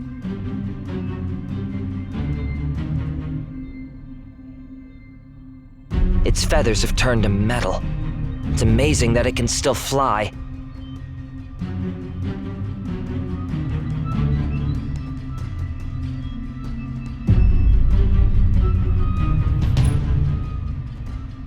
What's that supposed to mean? I'm not blind.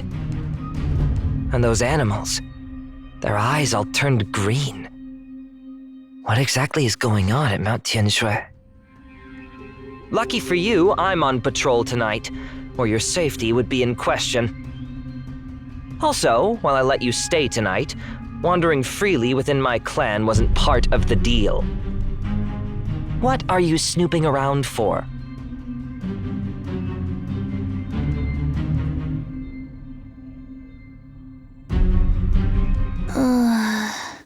Huh? Hey, Brother Cha! Why are you still out at this hour? I could ask you the same.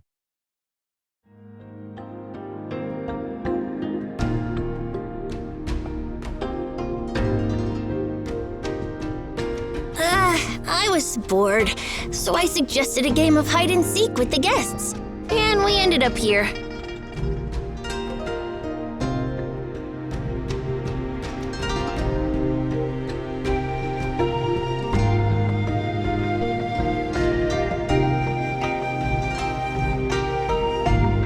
What are you doing here, Brother Cha? I see. You're playing hide and seek too. Nonsense. And I've told you to call me patriarch in front of outsiders. Come on, it's all the same. Brother Cha is the patriarch. The patriarch is Brother Cha. Fine. All right. Didn't your parents tell you not to sneak out at night and playing hide and seek with our guests?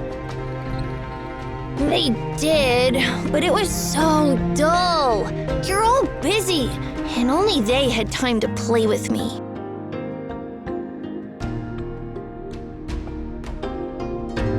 I'm sorry for the trouble.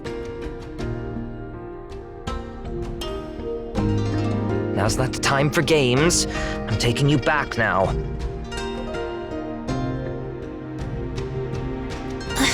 Please, Brother Cha, don't tell my parents about it. No guarantees. All right, time to head back.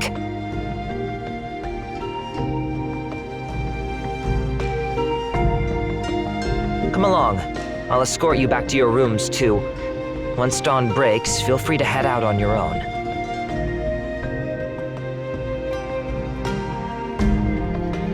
The Big Dipper is bright. The mist is almost gone.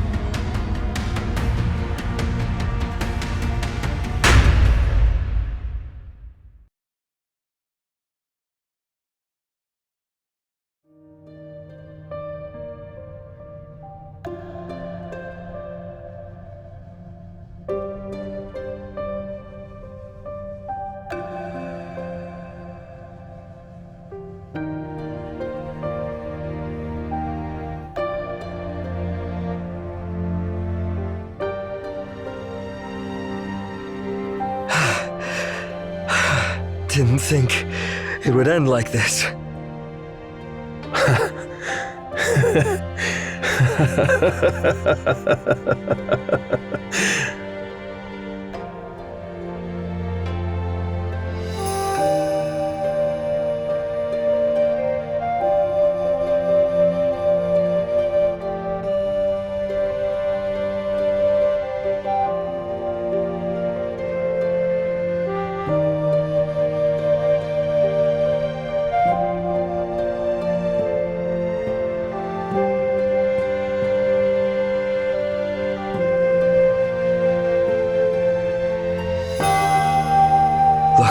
Legion, check out those stars.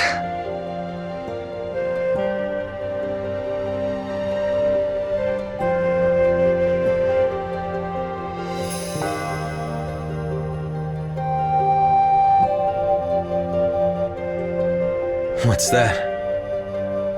I call them the Big Dipper. They always point north. When its handle points east, it's spring. When it points south, it's summer. When it points west, it's fall. When it points north, it's winter. That's how I guide my people to plow in spring, farm in summer, harvest in fall, and hibernate in winter at the right times. They've also been leading us straight west on this journey. Even for myself, it took me several years to figure out this pattern.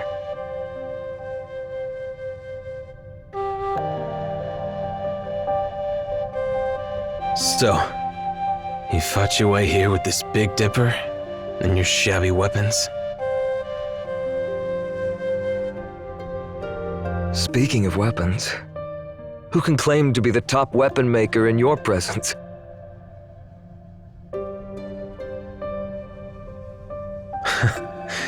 You still have that humor.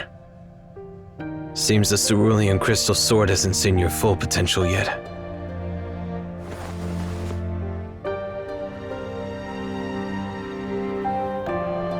Let's go. I'll craft you a sword worthy of your skills.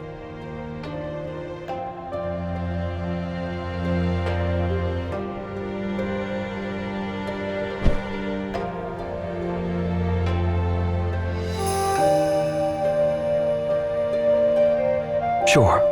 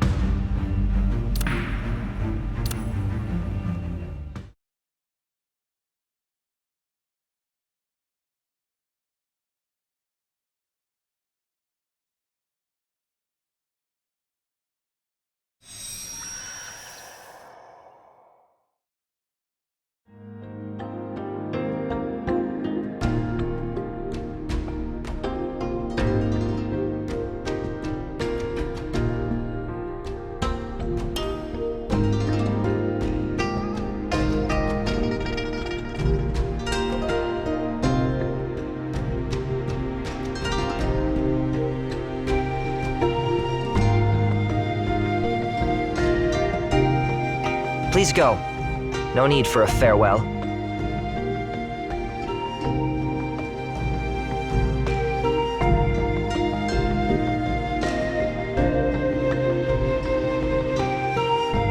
See you later, brother and sister. Let's play again next time.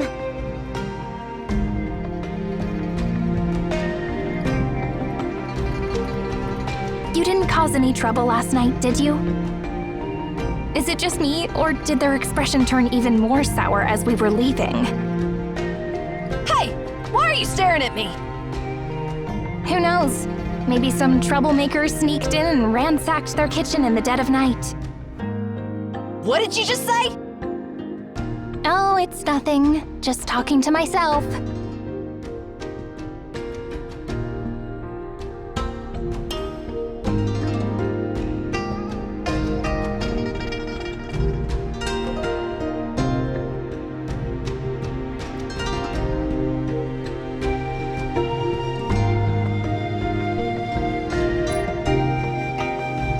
What's on your mind, Head Librarian?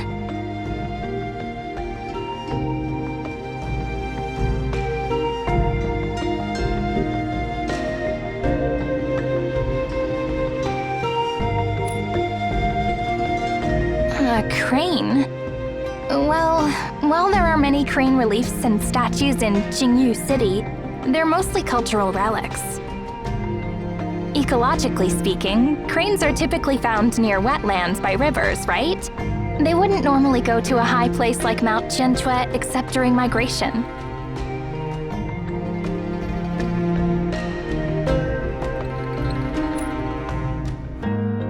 What was so unusual about it?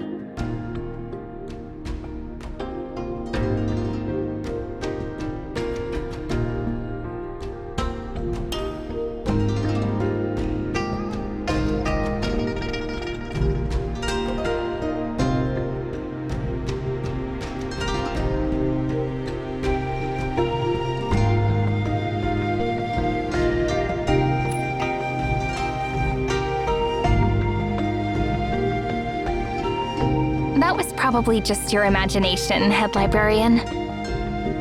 How could there be a bird that huge? By the way, what do you think of those people, Shin? Their noodles are super tasty. Noodles? You're all about food. Haven't you noticed anything unusual about those people? Are you referring to their tourist scams or selling mass-produced stuff?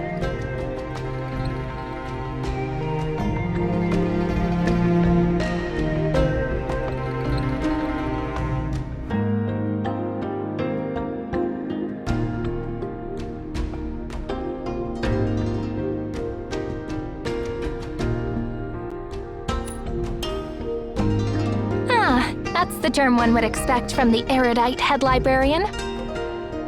Come on, speak in plain language. Those people are extraordinary.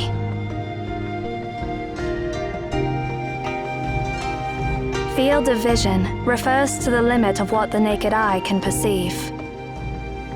For example, to explain red, the audience should understand the concept of colors. But those people see colors in anomaly, which only we're supposed to see. Precisely. Regular folks don't see what we do. To them, things outside their field of vision get altered and rationalized. Most people see contaminated animals as greenish. They don't grasp that crystals are growing on their flesh. But those Tianli people perceive things as we do. I wonder if Master Yuanquan knows anything about this. Wait, is he being lenient with them because he's already aware of this? I don't get it. Let's keep moving. The mist is too dense. Even the mist clearing lamp won't help us here.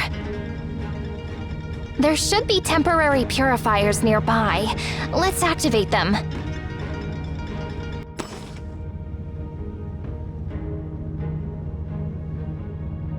If you get the angle just right, you can activate multiple purifiers in one go. Great job! You're getting the hang of using this mist clearing lamp. You can keep it.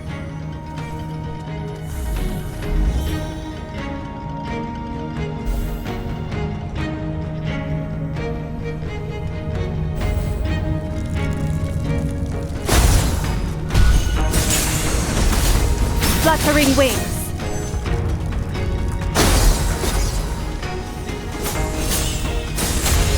Full.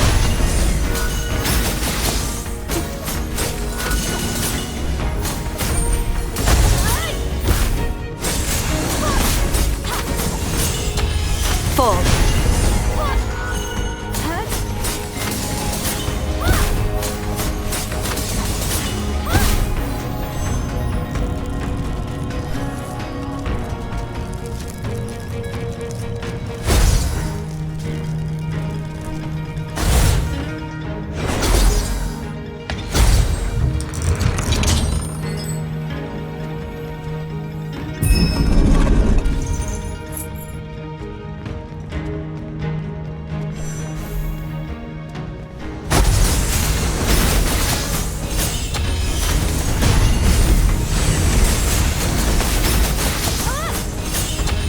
Fall.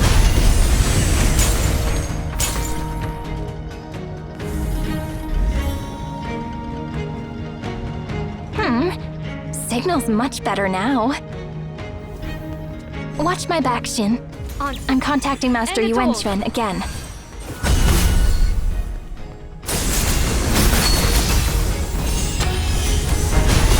Fluttering Wings. Complete insight.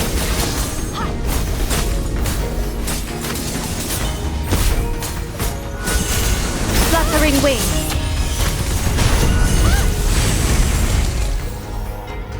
If you get the angle just right, you can activate multiple purifiers in one go.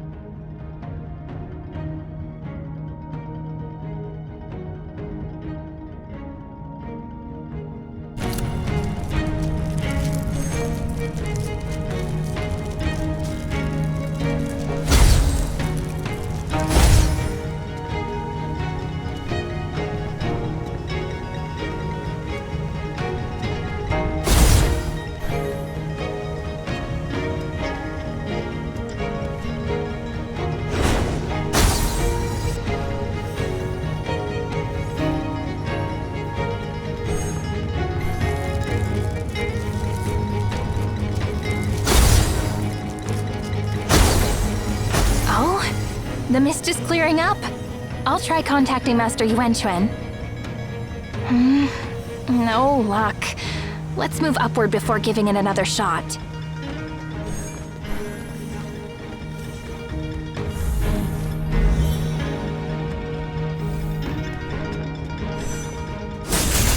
Wuthering Waves.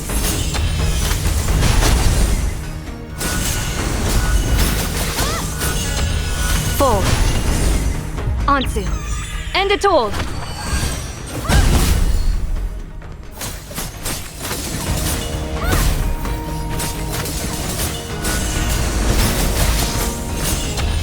Full. The mist is back. I'm counting on you, head librarian of Emion. Yeah, activate all the purifiers just like before.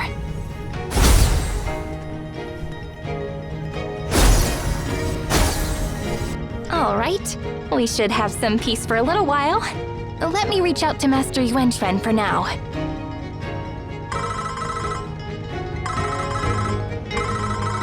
This is Tangzi speaking, Your Excellency.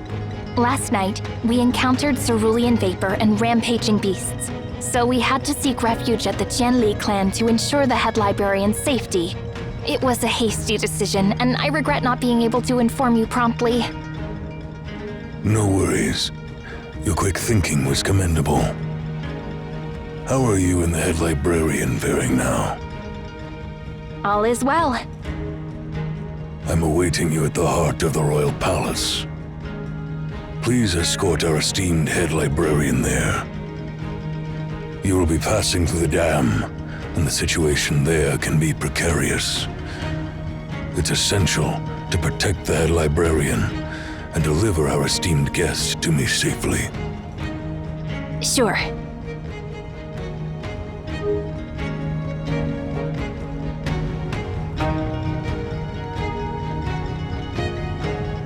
Let's go ahead.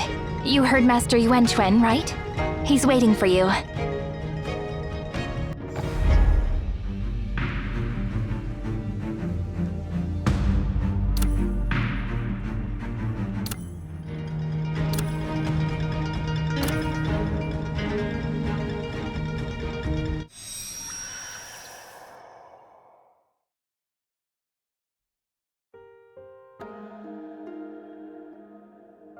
We're almost there.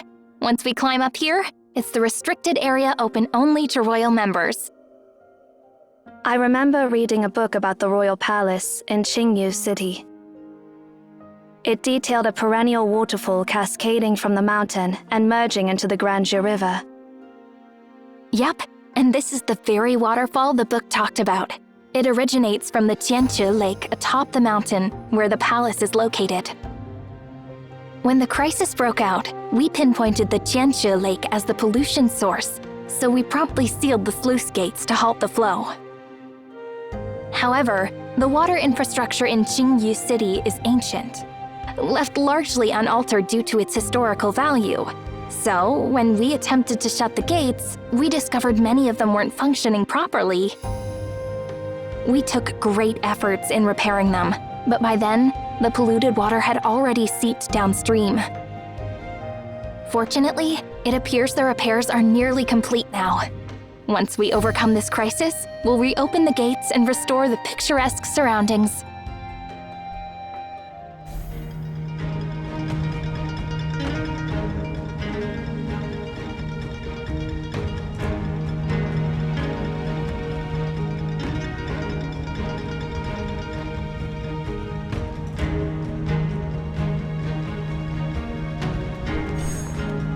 Hatsu, you're just in time. The sluice gates were recently repaired, but these repairs were temporary and lacked foolproof assurances. With cerulean water now pooled here, the cerulean vapor is notably intense. Please be careful. Another of our members will meet you on the opposite side.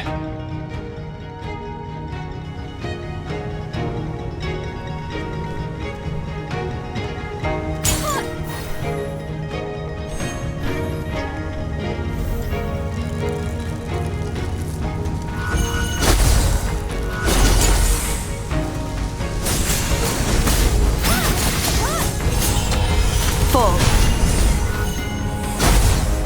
Complete insight. Is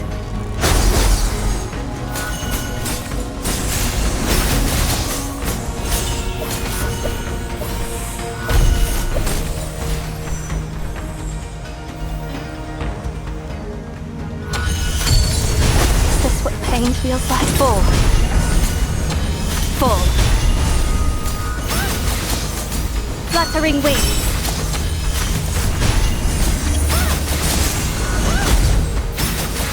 Ansu. End it all.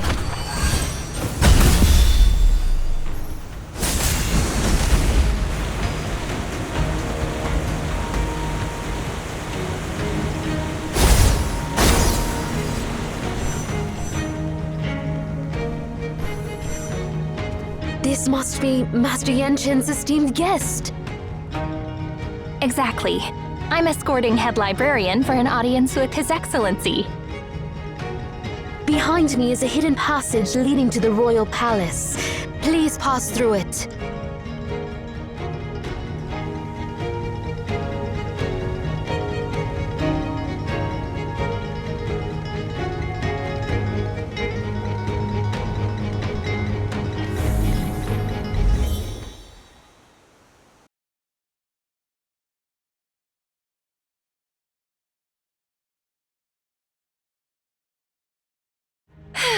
All that hard work paid off. The royal palace is just ahead.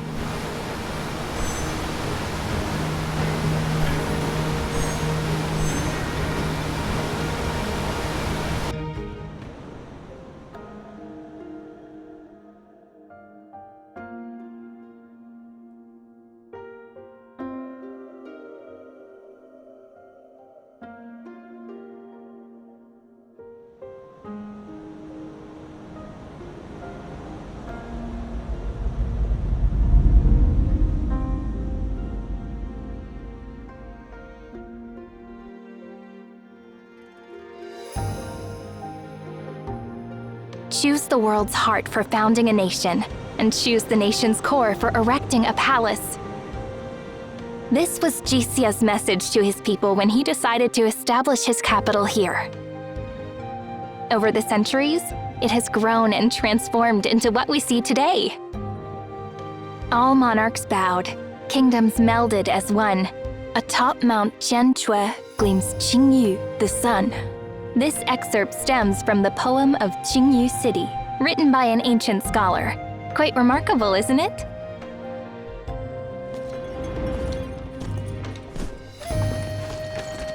Ah, here comes our guide. Here, Ming Xiaomin.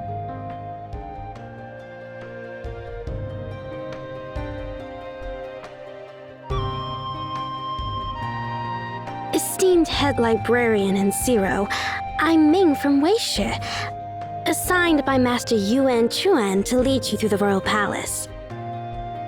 The palace has a complex layout, so please stick close to me to avoid getting lost.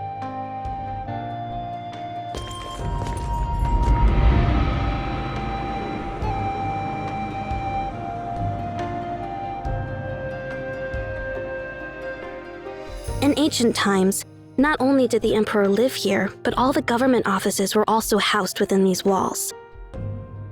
This pathway used to be the minister's route to the court, linking to the main hall by the Tianli Lake. Unfortunately, it's now submerged due to neglect. This way leads to the Lake Observation Pavilion. That one to the Royal Library, and the pavilion on the other side was for military matters.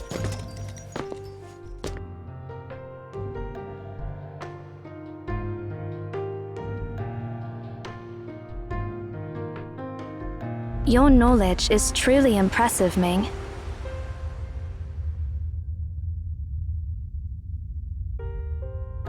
Well, it's just part of my job.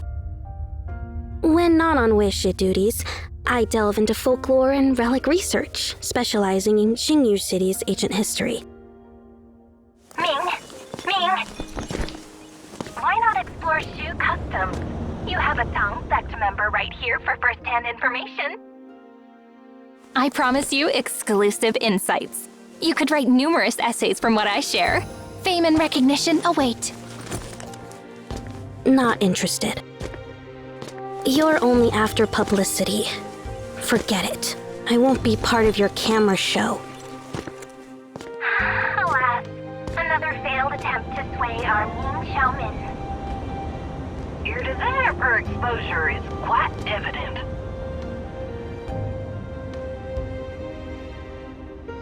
We've arrived.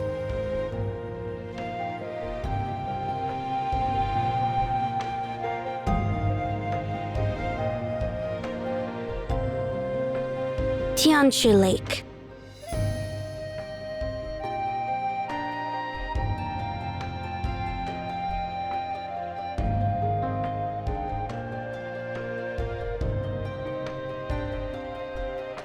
Please go ahead, Head Librarian.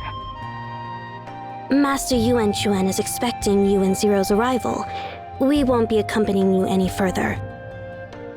No worries. That old man, Master Yuanquan, is friendly and won't give you a hard time.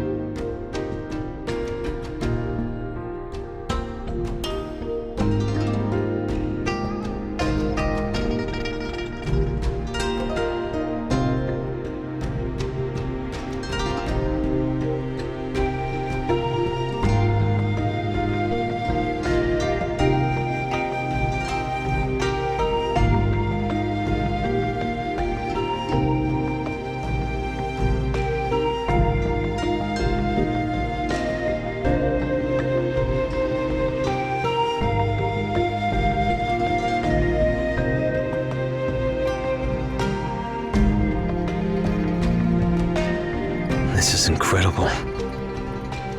What's wrong? The view from the mountain never used to be like this. Oh, how was it before? It was cold before you came here. There were no lights, and at night, all you could see were the stars and the river. Isn't it a shame to have nothing on such fertile land? No. Back then, it was just right for us. We Tianli people are toughened by the mountains, wilderness, and blizzards. That was the ideal scenery for us. So we've disrupted your ideal scenery, I suppose.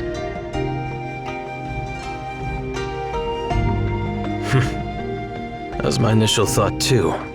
But for now, well, it's not bad.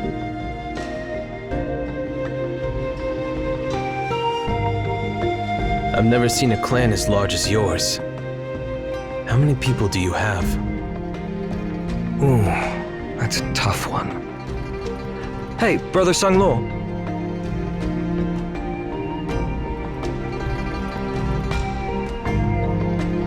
How many people do we have now? I'm trying to calculate, but it's proving tricky. We have over 500,000 capable men and women for farming, and with the elderly and kids, the total must exceed 700,000. No way, that many already. I had my doubts at first as well, but based on reports from our clan and others who've joined us, that's the count. Just tallying up the numbers for our people used over 2,000 counting knots, enough to fill numerous carts. How many clans have joined us? It's 1,900 miles from the East Sea shores to here. A total of 147 clans, 325 families, and 864 bloodlines have united with us. Of course, we can't mobilize all of them, so most have remained where they were. As for our followers, roughly 200,000 people have come with us. Wow, that's quite a crowd. Are they getting along well? Mostly, though there are occasional tensions. Adjusting to new neighbors takes time, especially with so many clans living together.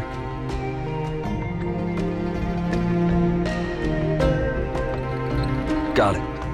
When we get back, let everyone know we're halting our upstream journey for a good rest.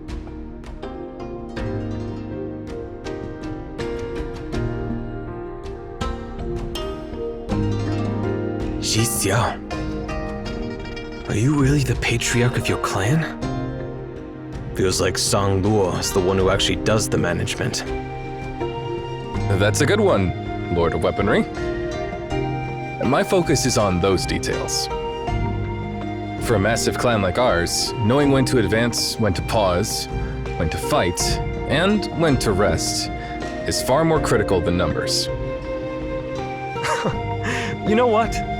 Sometimes I think Brother Sang Luo might be better suited for this role. Maybe I should pass on the chieftain title to him. That's a good one too, chieftain.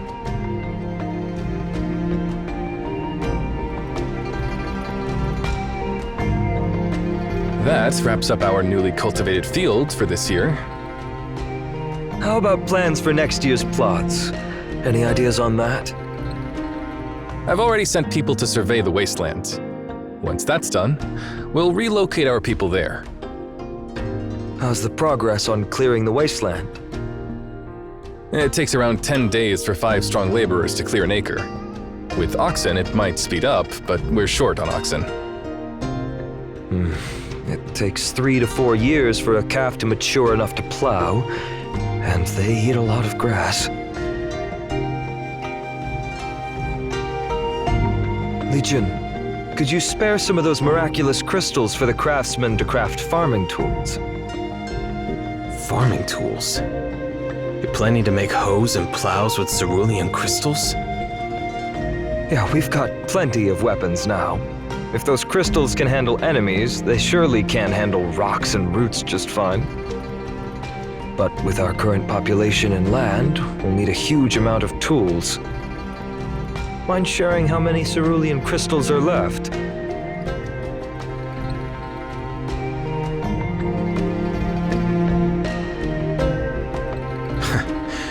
You really want to know the number? Yep, but it's okay if you'd rather not say.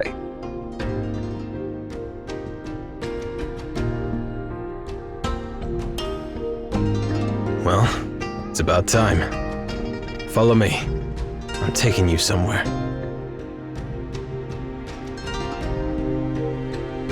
Oh, that looks as it's a fantastic spot.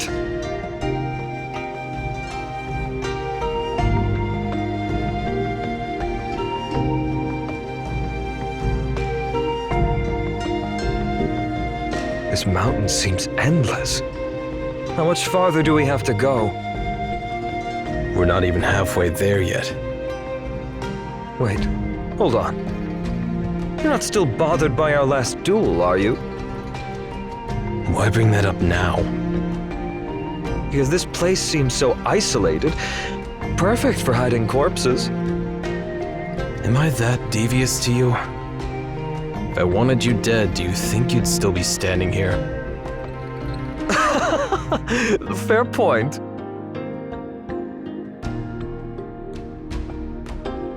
Can you keep up with us, Brother Sang Luo?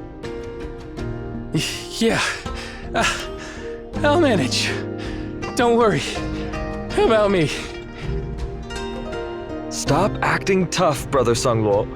Let's take a breather. Thank you, Chieftain.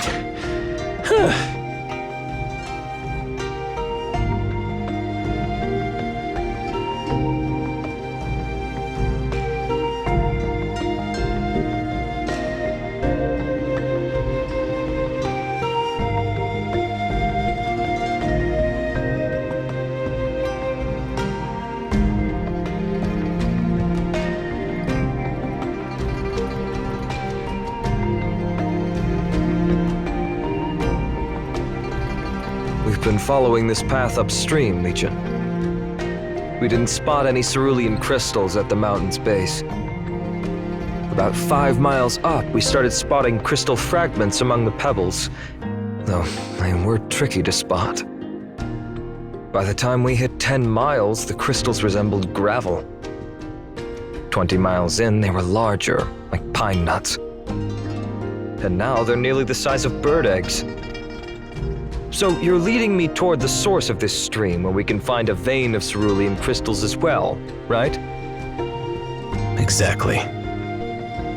We Tianli folks aren't one to forget kindness. You've shared your farming techniques with us, so it's only fair I share our foraging methods in return.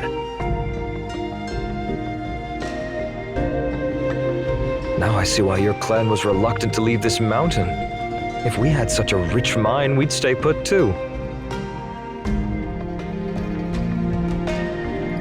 My clan has safeguarded this mine for generations. It was only during my reign that we began crafting weapons from it, even though we've never ventured beyond these borders.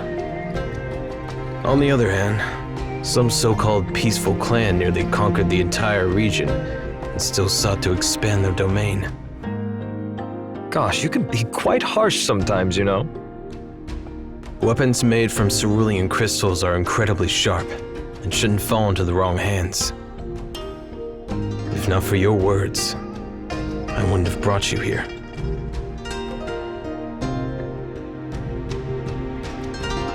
Huh? What did I say? You. You mentioned using those crystals to craft farming tools, Chieftain. Oh, right. That's what I mentioned.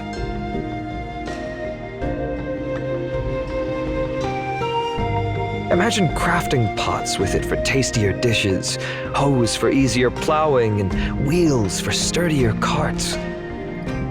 What's so special about it that it's stuck with you for so long, Lord of Weaponry?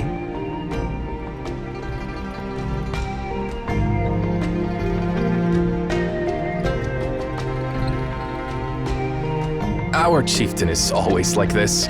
A bit carefree. Please excuse him.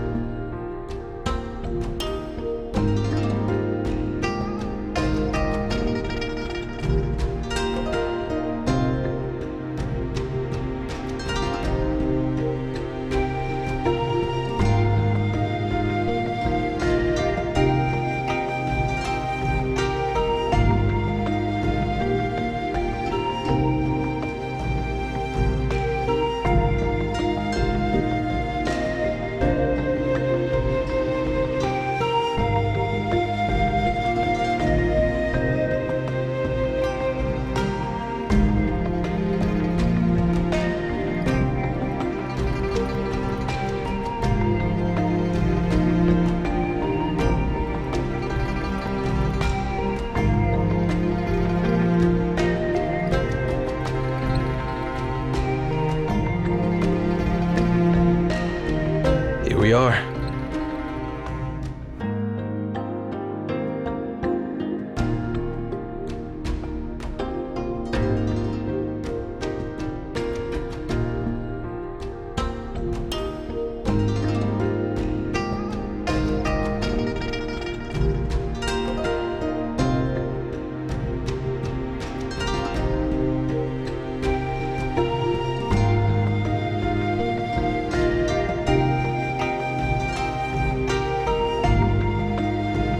The scenery here is truly breathtaking.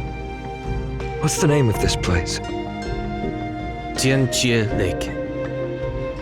Tianli Lake.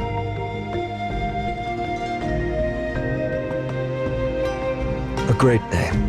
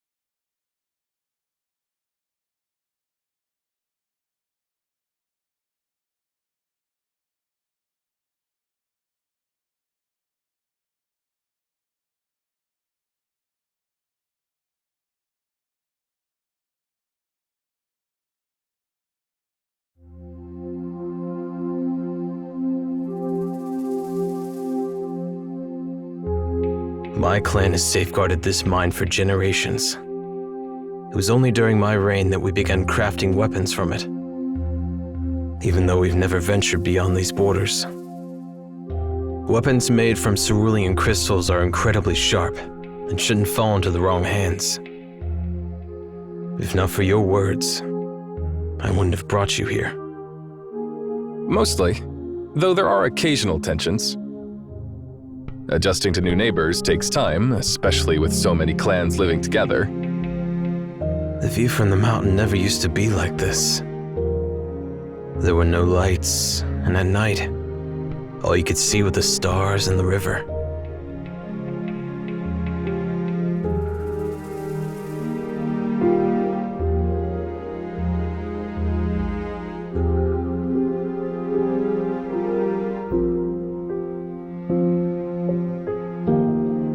Sangnuo. Yes, Chieftain. As you see, with our people scattered across this vast region, future traffic could pose a challenge. It might be a good idea to establish a settlement. And as for where to put it, what do you think about building it on this mountain, Legion?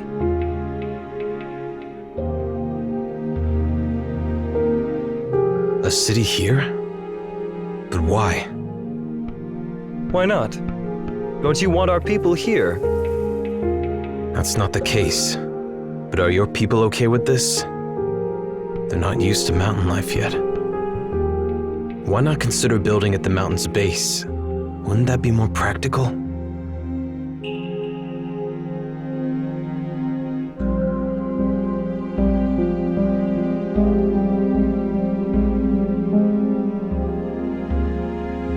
I see your point now.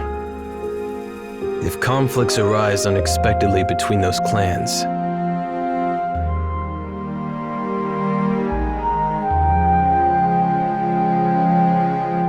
now that we have so many people, it's time to pause. Charging forward blindly might lead us to ruin. Let's hold off on further exploration for now. We need to give our people time to get to know each other. Get to know each other, huh? Some of those clans have crossed paths with us before, and I'm sure they'll have conflicts with your people down the line. Well, as long as we can build a life here, this is home. Arguing at home beats arguing out there without a place to return to. And even if clashes happen, your people will help smooth things over, right? I don't recall agreeing to be a mediator. Looks like I can rely on you more in the future, Lord of Weaponry. Hey, Song... whatever. How did your chieftain end up like this? Sorry, but you better get used to him sooner rather than later.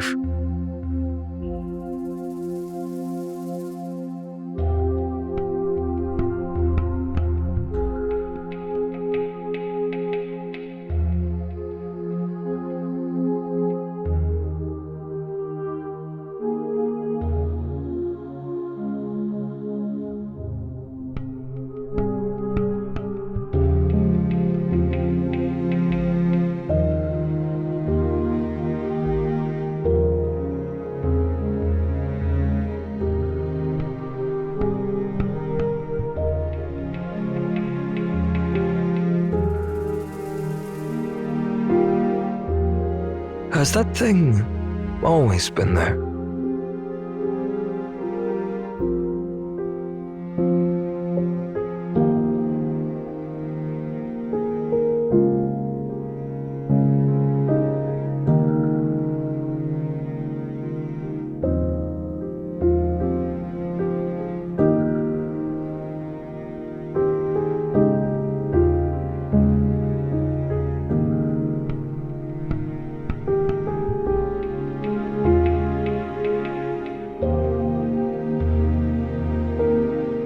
Visited here countless times, but never noticed such a pillar before.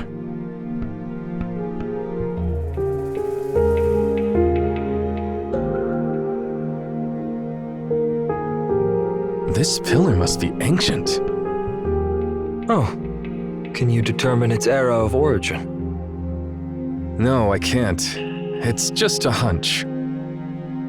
This structure. I'm afraid it has stood here since before humanity emerged.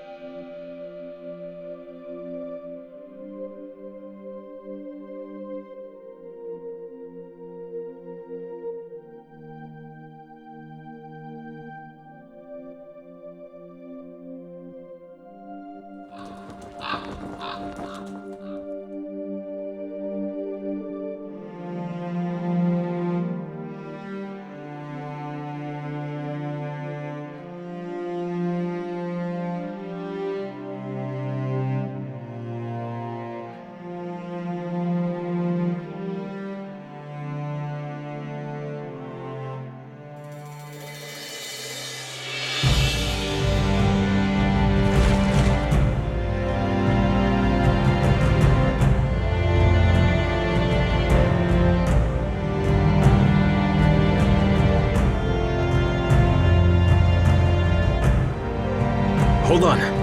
Jisha!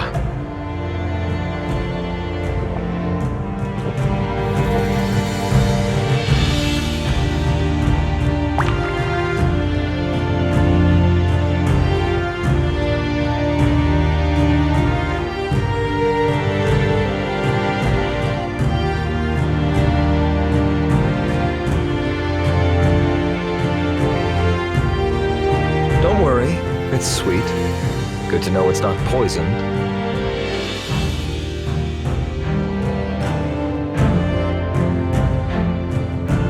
This place is truly remarkable.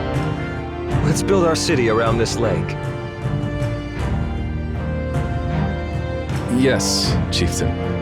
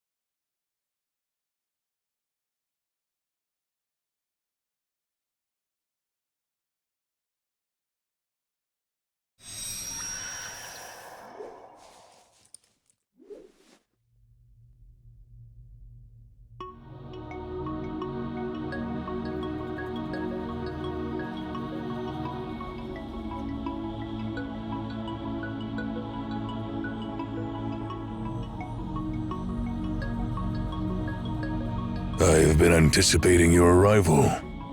The head librarian of the Library of Babel. Pleased to meet you. This old one is Yuanquan of Weishu. I didn't expect the new leader of the Emaon sages to be this young. I was saddened to hear from John Tan that the Tower of Babel, standing for millennia, collapsed overnight. And I heard that many Emaon were stranded in the library, their fate uncertain. As part of CAVE, we at Weishu should have put all our efforts into aiding them. However, with the cerulean water causing havoc, we can barely spare any resources. We even had to rely on your assistance to resolve the crisis in Zenless City.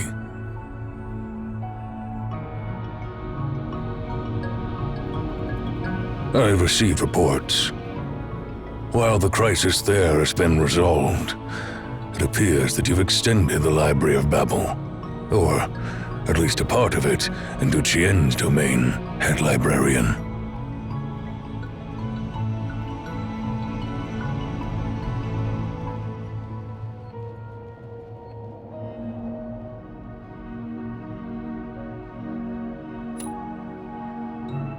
According to the report, the time in Zenless City has been cut off from our main timeline and trapped in a static temporal realm. Given the circumstances, I believe the only factor causing this phenomenon is you.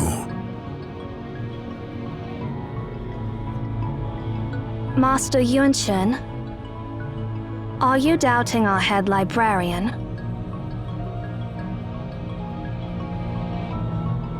No, I believe you harbor no ill will, and I appreciate your help, even if you may not fully grasp the extent of your abilities. The source behind this must be an anomaly, considering all the CAVE members present in Zenless City at that time. It's logical to attribute it to the Library of Babel. After all, only that enigmatic library could exert such influence over space and time on such a grand scale. While the Tower of Babel has collapsed, its connection to our world appears intact.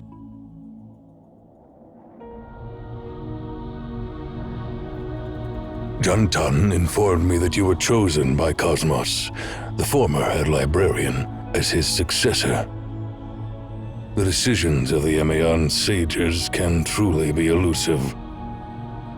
Nevertheless, the detachment of Zenless City from the main timeline offers us some respite. I appreciate your aid, and regret not being able to reciprocate at present. Once the cerulean water crisis is lifted, we sure will do everything to help in the aftermath of the tower's collapse.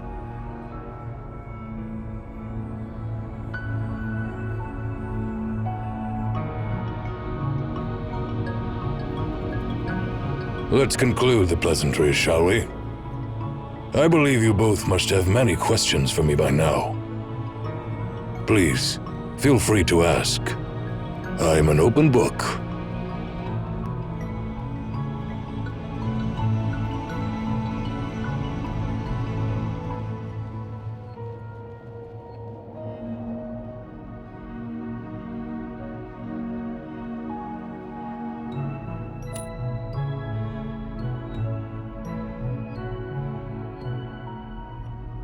An excellent question.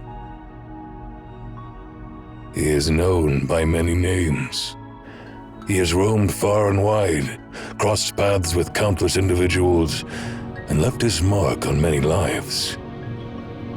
If I were to mention a few, you'd likely recognize them all. However, it's his original name that I believe intrigues you the most. Because without his deeds, we wouldn't be having this conversation now. Feng Lin's true identity is the very architect of this palace, this city, and even this realm beneath our feet. Jixia, the first emperor of Qian.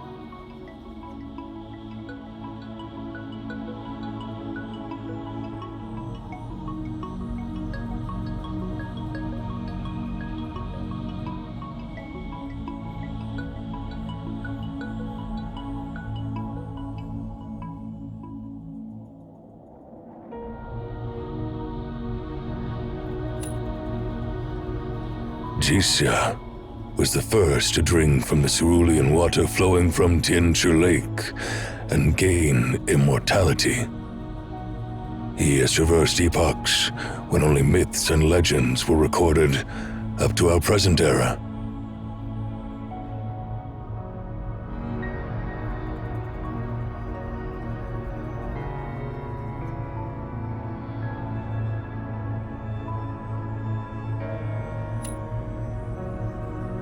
Another excellent question. But I can't claim to have all the answers. We're confronting an opponent whose history rivals that of Qian.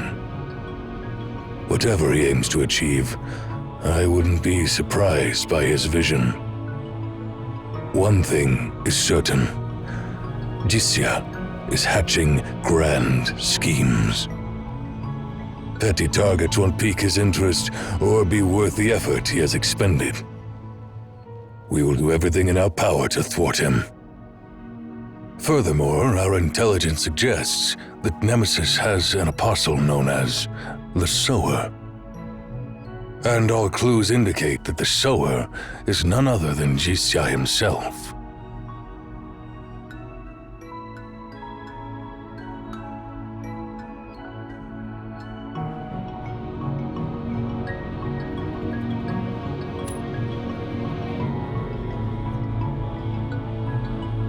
Definitely not. I'm firm on this. To him, Nemesis, and even all humans today, are like mere children.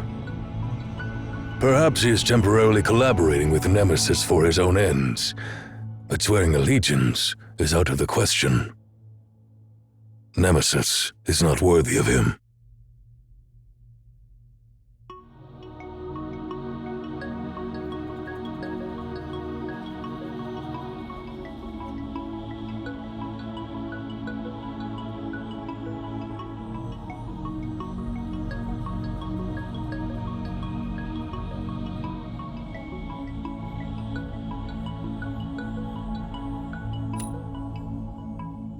That requires further investigation. However, given CAV's recent setbacks in such a short span, it's hard to overlook the potential connections. I have a feeling, even if we resolve the Cerulean water crisis, Nemesis likely has other plans in motion. But, well, that's a concern for later. Let's concentrate on the present. You journeyed all the way here from Zonglin City. Have you noticed anything intriguing? I'm curious to hear.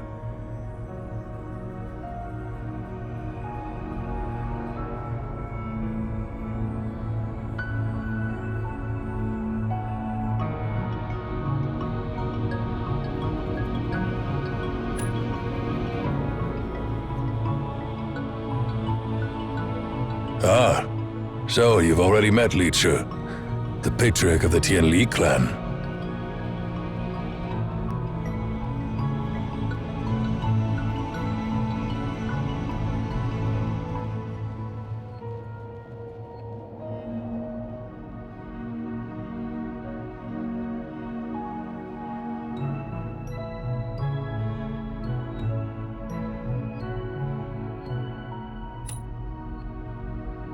Well, we've been keeping an eye on their movements.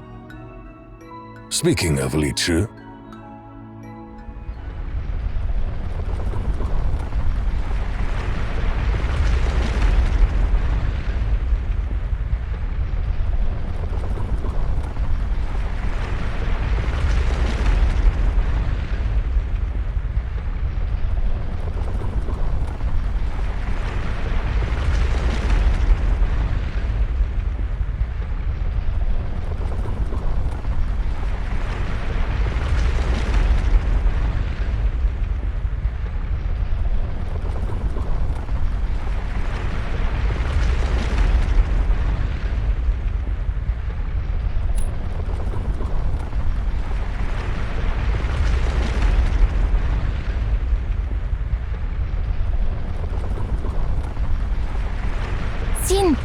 Ming!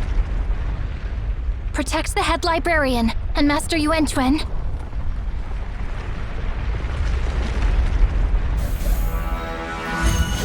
Retreat!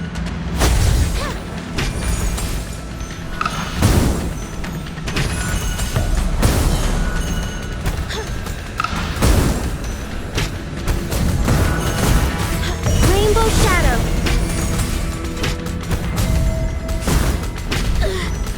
Transfix! Rainbow Shadow!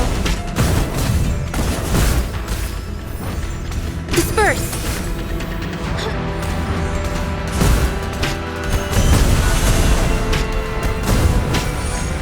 Under the bright light, none can be hidden. Retreat.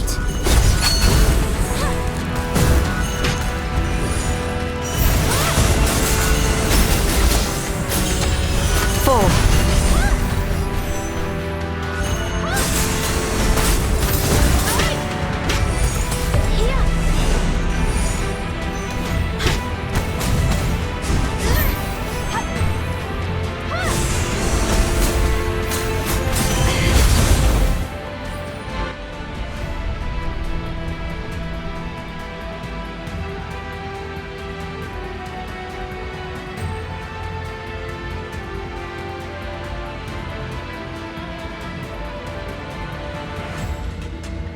It appears the seismic activity in Mount Tianche has escalated.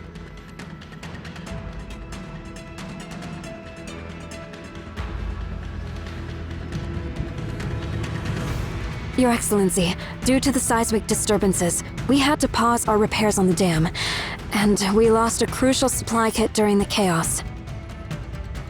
How's the progress so far? We're about 70% complete, with some temporary reinforcements in place.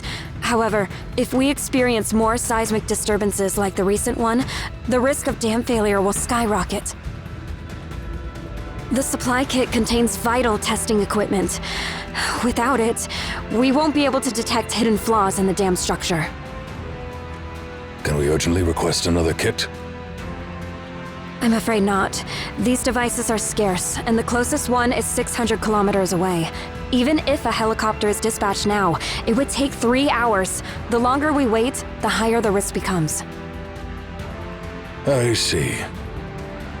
It seems retrieving the lost kit should be our top priority now.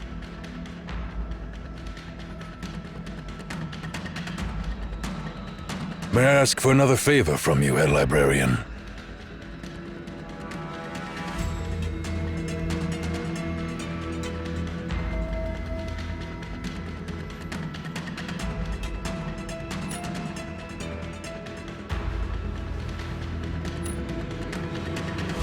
Tell me more about it.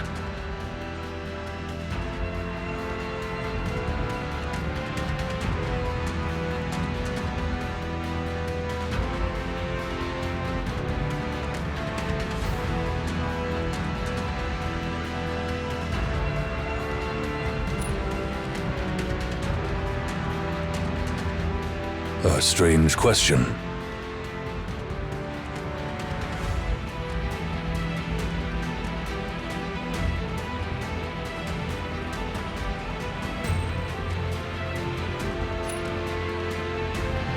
Well, I apologize for the confusion.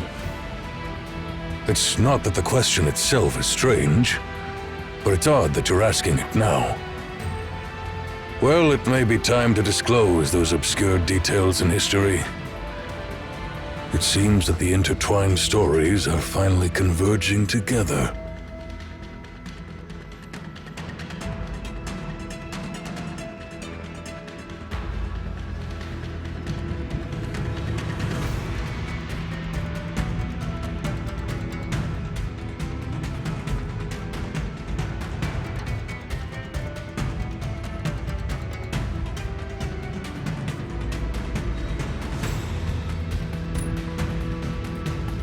Don't worry. I'll share the whole story, but it's a long one, spanning more time than I can explain in a moment.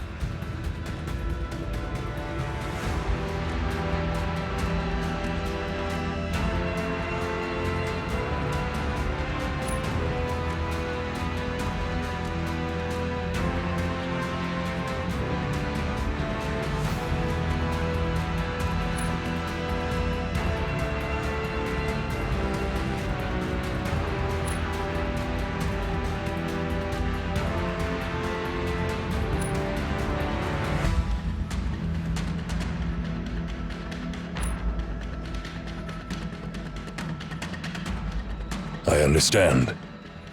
Given the circumstances, it wouldn't be wise to keep anything from you. We are, in fact, standing right on top of the beacon.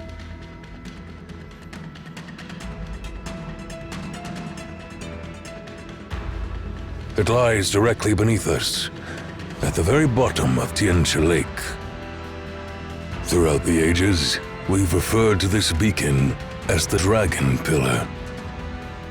I need your help in retrieving the kit, because it contains a crucial device that temporarily restricts the beacon's influence from spreading.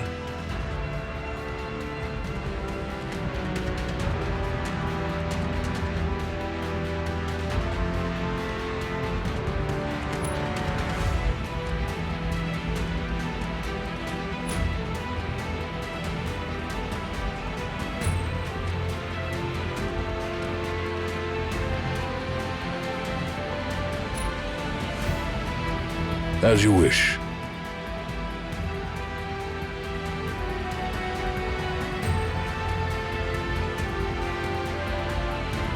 Master Yuanquan? This is something that Qian and we at Weisher should handle internally. Why do you always involve the head librarian from Emaon? That outsider doesn't even grasp the true potential of the library's powers yet.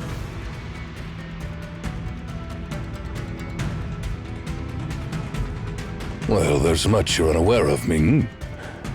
In fact, the head librarian isn't exactly an outsider.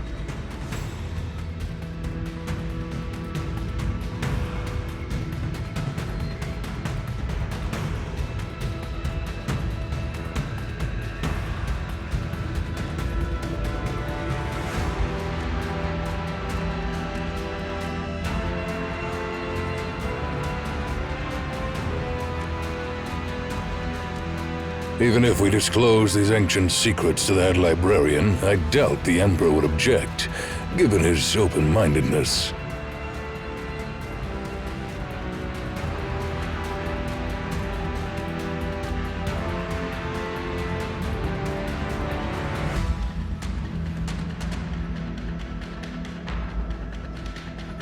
The giant bird the head librarian mentioned? Could it be?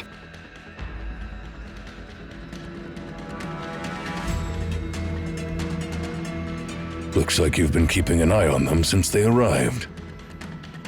All right, Ming. Follow the head librarian and find out what's going on with your eyes. Consider this a chance to solve that childhood mystery that's been on your mind.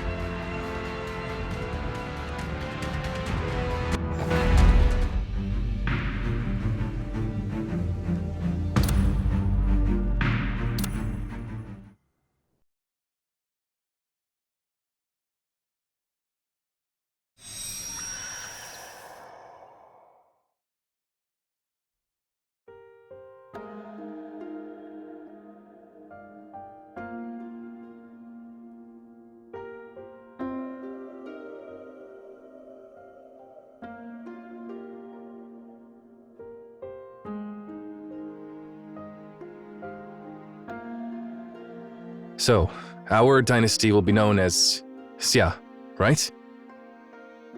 I understand. This name will soon echo far and wide. The artisans have finished building the new city, by the way. Then it's time for our people to move in. Sure. There's one more crucial thing we need to discuss. The founding of a kingdom is unprecedented. Naturally, it deserves a grand ceremony that will be etched in history. Yeah, fair point. I trust you to handle that, Brother Sunglo. Yes, Chieftain. By the way, are you still calling Jisha as your chieftain? Unifying the world like this is no small feat. Whoever achieves that deserves a grander title. Like a grand title such as Lord of Weaponry, perhaps? Absolutely. To be honest, I've been thinking about that recently. But none of the existing titles seem befitting for this momentous occasion. Therefore, I've come up with a new term.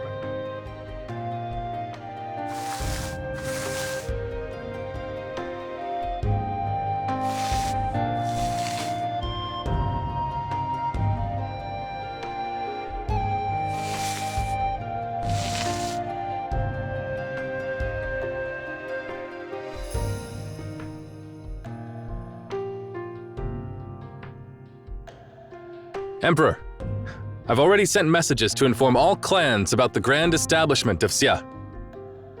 I've also planned out the appropriate ceremonies, rules, dances, and music. The Tianli craftsmen are working day and night, making tripods, utensils, bells, chimes, and other ceremonial and musical instruments using cerulean crystals. And please take this as well.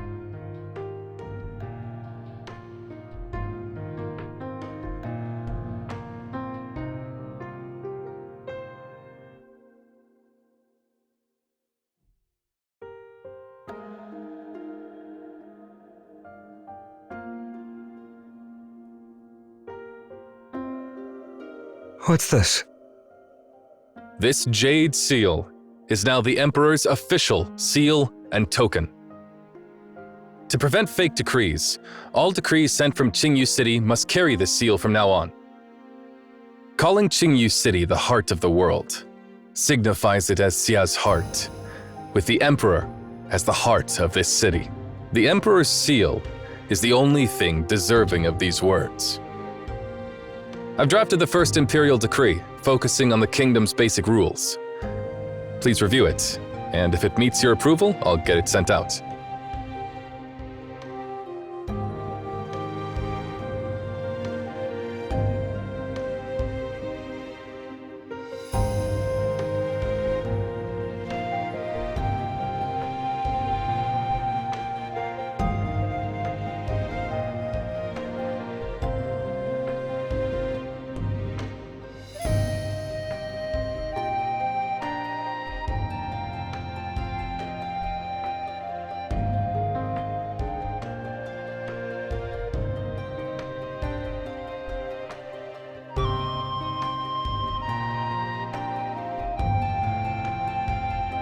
Brother Sangluo, is this getting a bit too complicated? Please address me by my name from now on, Your Majesty. You're not just the chieftain of the G clan anymore. While these laws and regulations might seem a bit complex, they're crucial for bringing our people together. Even as the Emperor, you're bound by these laws and regulations. No one should cross these boundaries. It's key to maintaining peace within the kingdom.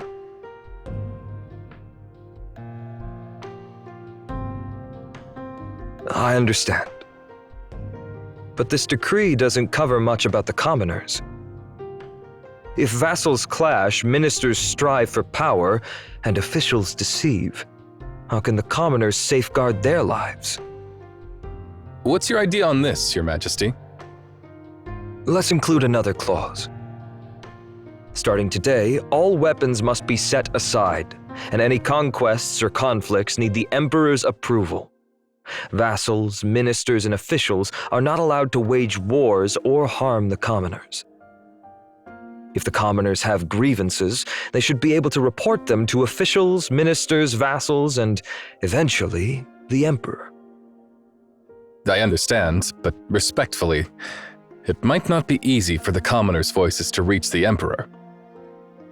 It might be a challenge to put into action, but it needs to be clearly stated. If we silence the commoners, won't they forever look up to the powerful without a chance to voice their concerns? Of course, Your Majesty. I'll make sure to send out a decree to all the vassals. In addition, about the date for the ceremony, we need your opinion on this.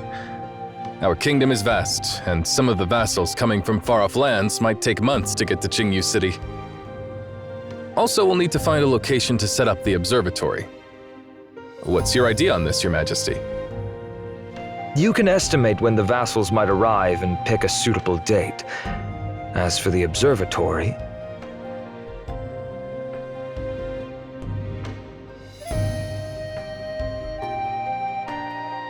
we'll build a bridge over that waterfall. The palace is too far away from the common people.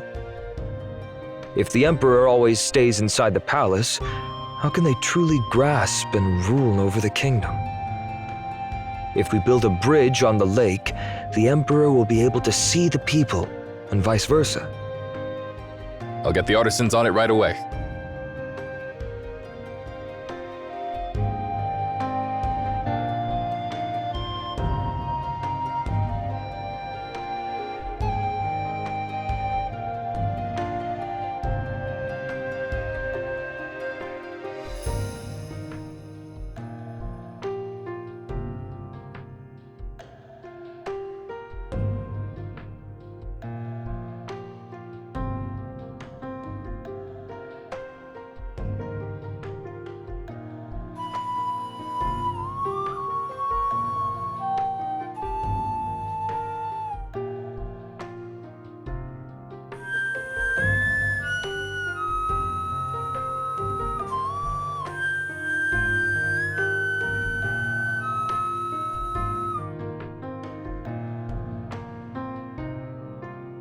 Song Luo has been searching high and low for you.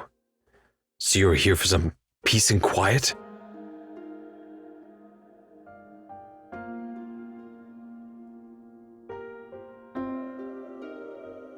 Seriously, I never imagined that being a ruler would be this much of a hassle.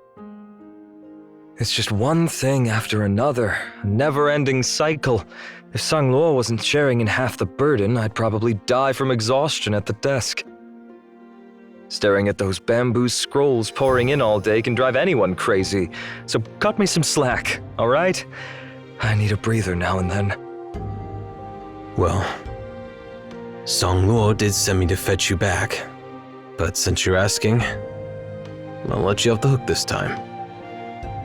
Keep stressing and even the most resilient bowstring will snap. Yeah. Thank you, Lord of Weaponry.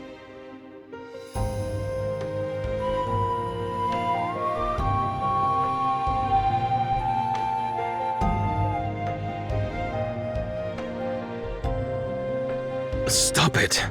What on earth is that noise?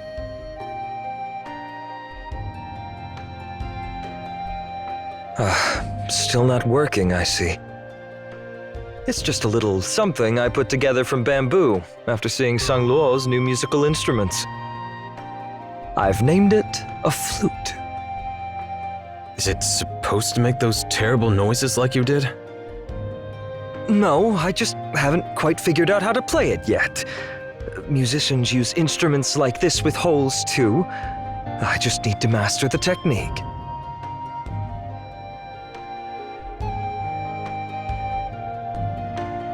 Let me have a try. Huh? Do you know how to play a flute? No, but back in my clan we used to make whistles out of leaves. Your flute feels a bit like that.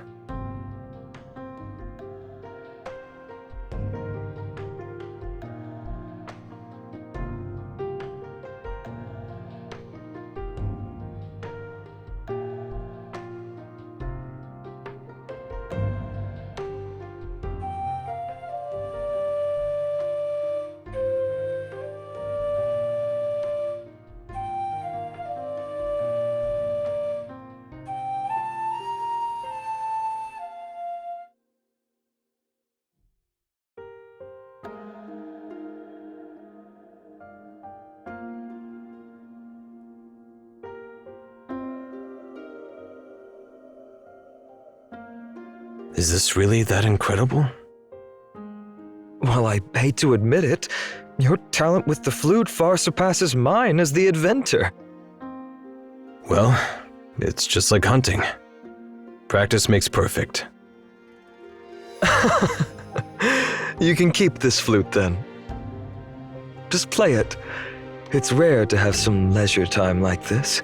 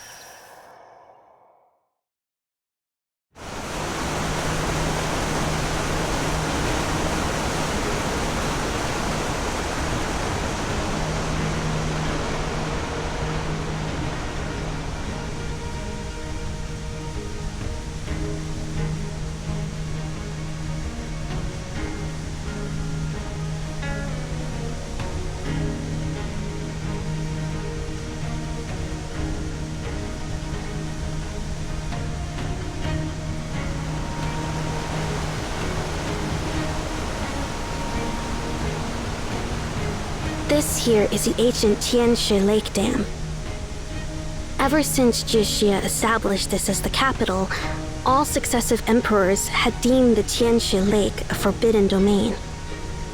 They believed the water here could grant immortality and must be kept away from the commoners. The name of the original dam builder has faded with time, but historical records tell of how subsequent emperors reinforced the dam, separating royal residences from common dwellings. This dam has stood strong for millennia. The ancient engineering truly is remarkable.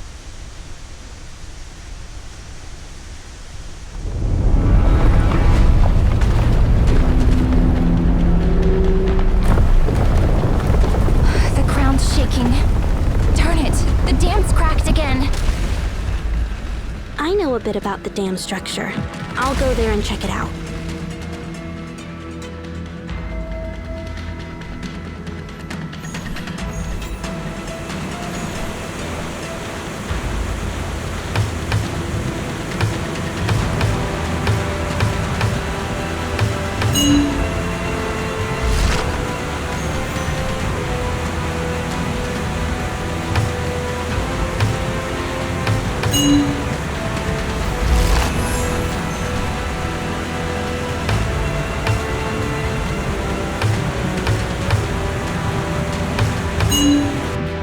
To your help, we've managed to stop the leakage, at least for now.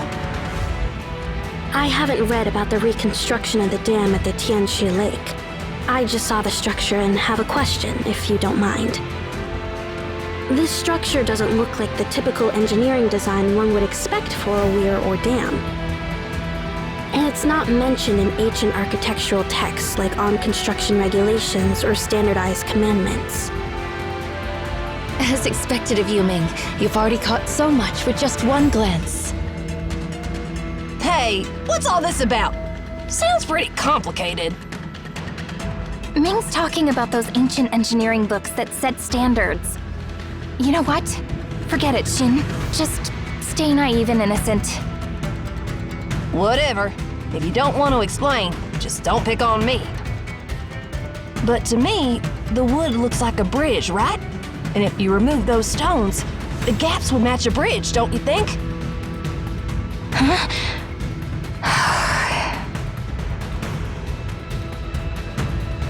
Why so quiet? Did I say something funny again? No. Your mind is surprisingly sharp at times. Oh, now that you mention it... The dam here seems like it was once a bridge encased in stone for construction. Was this construction method ever used in the past, Ming? No, at least not to my knowledge. It doesn't make sense. Why would one build a bridge if the intention was a dam in the first place?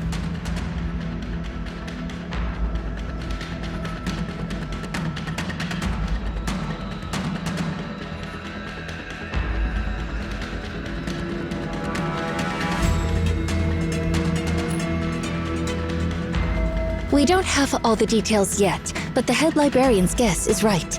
Our survey suggests the dam was originally a bridge.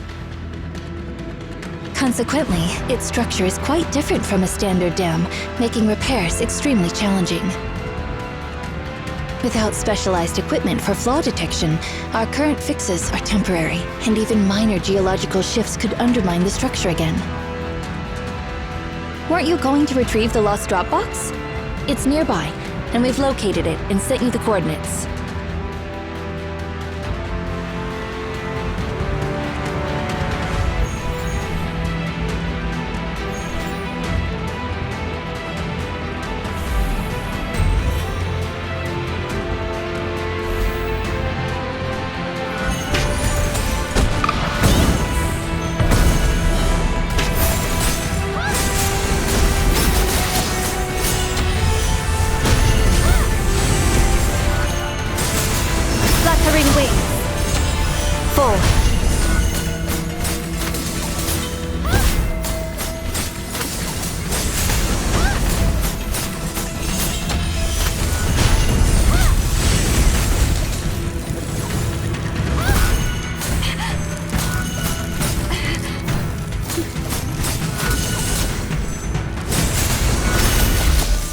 These are the last coordinates from the locator. Let's search around this area for the drop box. Wait, there's something in the grass.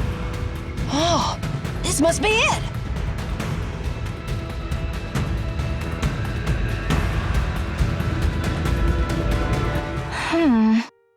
Two flawed detection devices, 2 portable generators, and various project components. Good. The contents match Master Yuanquan's list.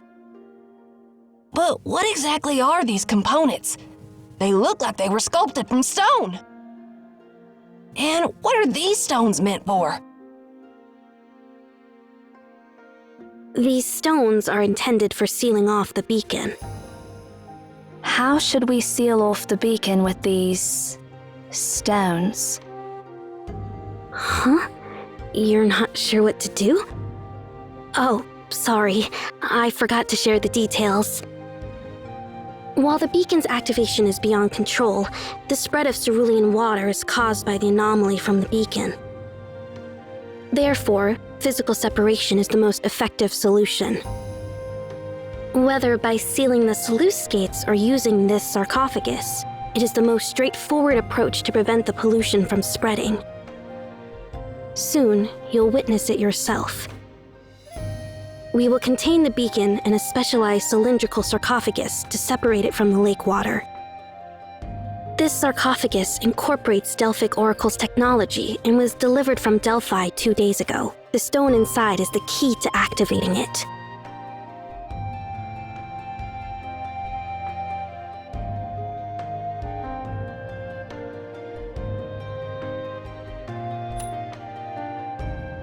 Placing the beacon inside the sarcophagus, and its impact will cease. This is a bit too convenient.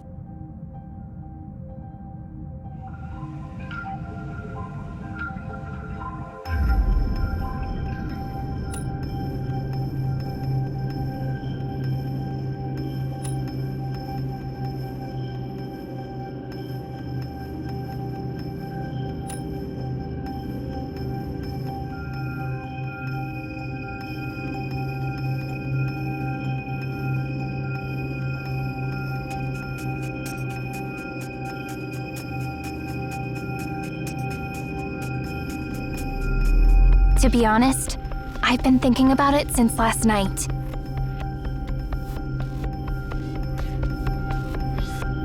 If I were him, I'd have acted ages ago.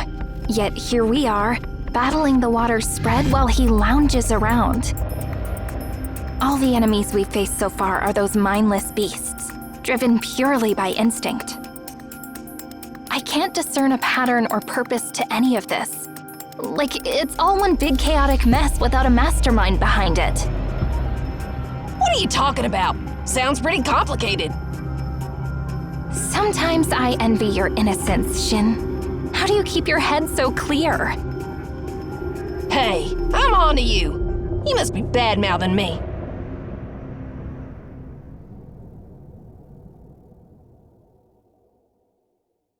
What do you think about this, head librarian of Emaon?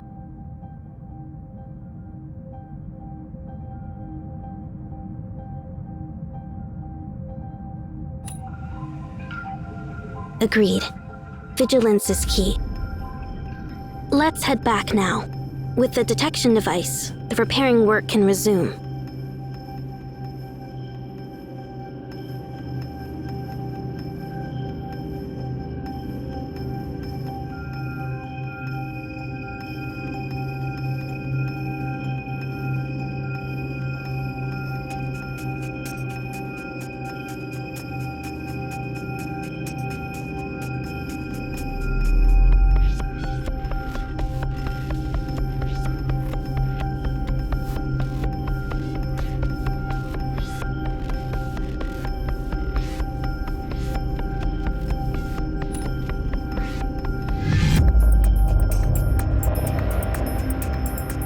I understand your thoughts. I've pondered the same thing. If this dam was indeed once a bridge, it suggests Tianli Lake's water used to flow freely, accessible to all. Something significant must have shifted. A certain dynasty likely altered the rules, setting up barriers for rites and ceremonies.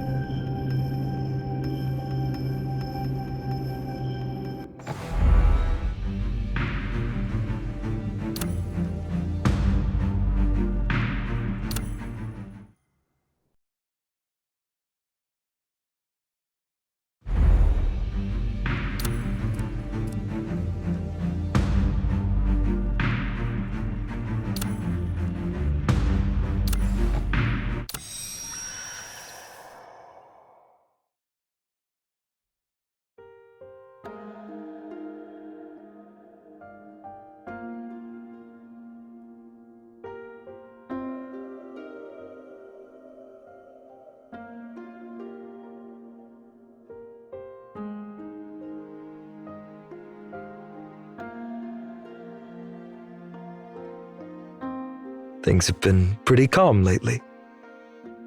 You're only saying that because Song Luo is handling all the paperwork for you, right? It's rare to have a laid-back day like this. Let's keep it pleasant.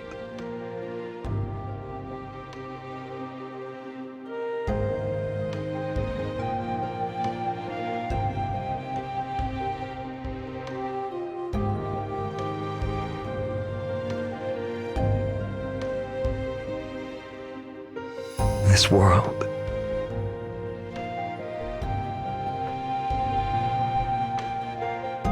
Jixia.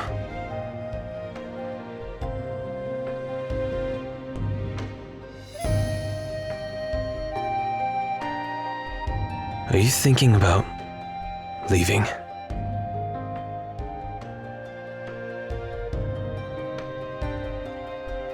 Long ago, I heard tales from certain clans about a colossal mountain in the far west named Kunlun, where pillars support the sky. Some claim the land where the sun sets is a dark, lightless sea called Yuanquan, marking the world's end. Others believe the world has no bounds, as the great river connects to the Milky Way, flowing endlessly from the sky. If you travel upstream, one day you'll reach the stars. Well, it's about time. I should head back for business. Why are you standing there?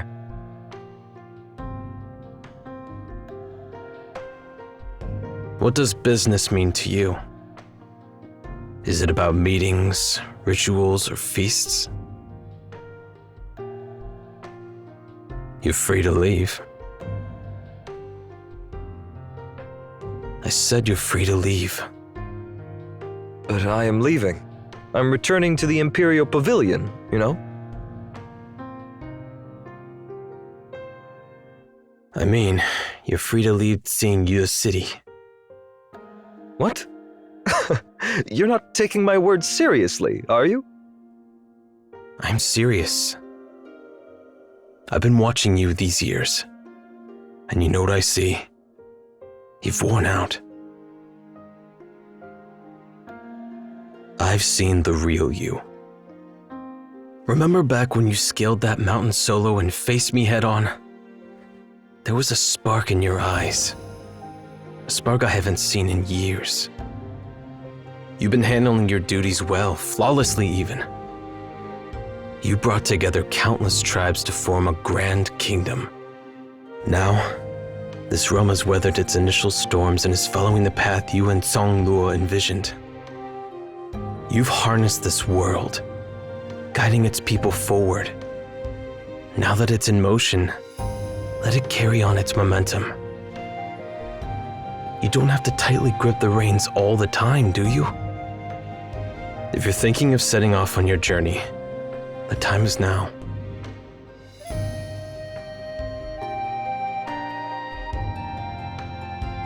You're right. Being the Emperor, it's truly exhausting, but who else can bear this weight? I can't just unload all the responsibilities on the Sangluo, can I? He can't handle all the political complexities alone. Moreover, if the Emperor vanishes, the kingdom is likely to plunge into chaos, with vassals possibly vying for power or the throne. In that case, all the work I've put in would go to waste. What if someone were to take your place? Take my place? Exactly. You're free to leave this city. I'll manage the rest.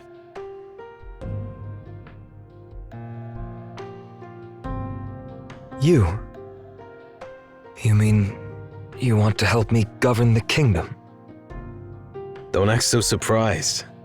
I've been observing you and Xiang Luo maneuver through the court for years. I believe I can do just fine. Besides, I'm not a lonely emperor like you. When I feel weary and bored, my family will step in and lend a hand.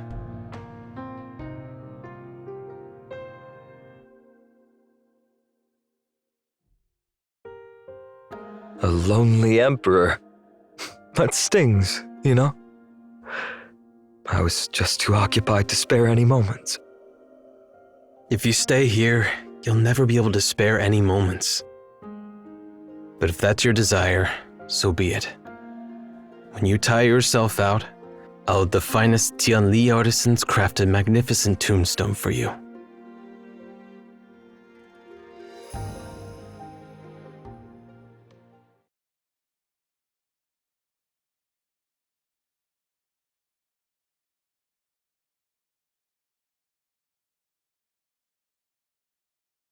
Legion, a lord of weaponry, will you vow to serve as regent and stand in for the Emperor? Will you vow to be just and faithful? Will you vow to give your all for the people of Xia? I will. By the honor of the Lord of Weaponry, I will honor the Emperor's trust. The Tianli clan and I will never leave QingYu City. We will give our all for Xia. No, for all the people in the world.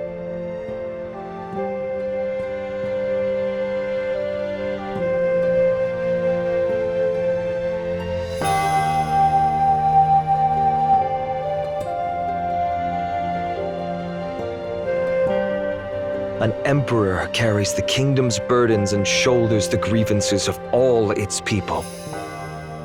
Now, I pass the mantle of governance to you, and you will face many challenges in the days ahead.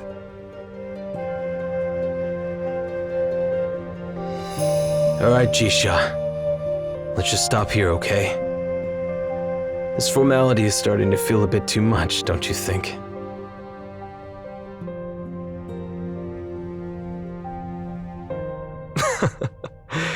I'm just doing my part to its fullest so I can pass all the burdens to you with a clear conscience. You have no clue about the mess I've just handed you. But hey, no turning back now. It's all right. Carry on your journey, Jixia. Go explore the uncharted corners of the world. To the source of the river, to the land where the sun sets.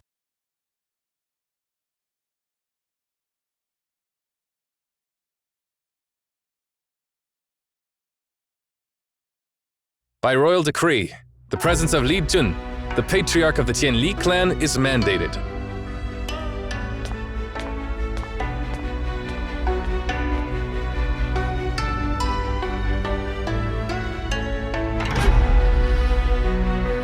Henceforth, you shall assume the role of regent, Li Jun. You are vested with complete authority to oversee all governmental matters. Your directives are to be followed without hesitation.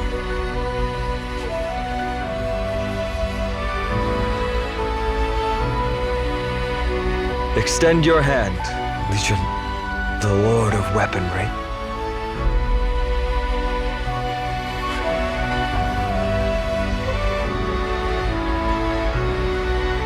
This seal, crafted by historian Sanglo, mirrors the Emperor's seal and symbolizes the regent's authority, engraved with the inscription, Justice of the World.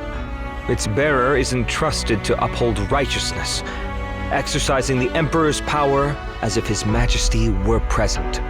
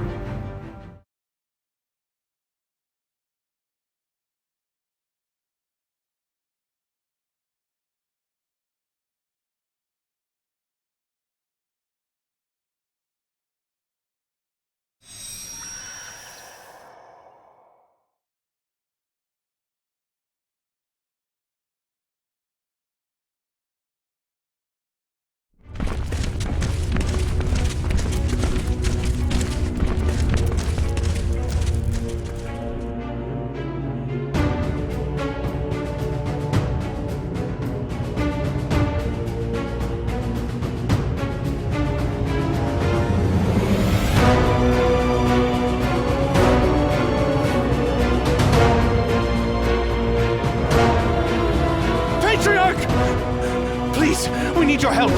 Beasts are attacking from the east! I want to live to see my son's wedding! Oh, come on! Your son is just 8! We need you more in the northeast, Patriarch! Those walls are about to collapse! That's nonsense! Aren't you guarding the treasury? It's been the most fortified place for 2 centuries! If the treasury falls, we're all in trouble, Patriarch! And you'll be saying goodbye to your pocket money! Enough! You're more than capable of handling those beasts. Just stop bickering and focus on the fight. Forget it. Quiet down and take your children back to your quarters. No more talks. I'll handle this on my own.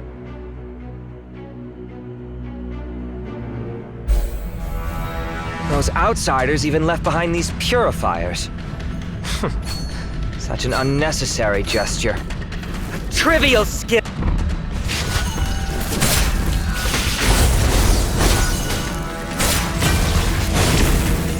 Let it to fry!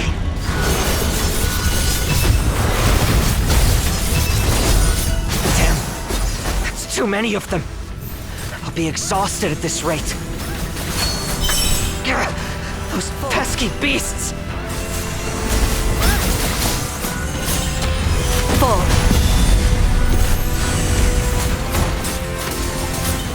Ansu. End it all. Wuthering Waves.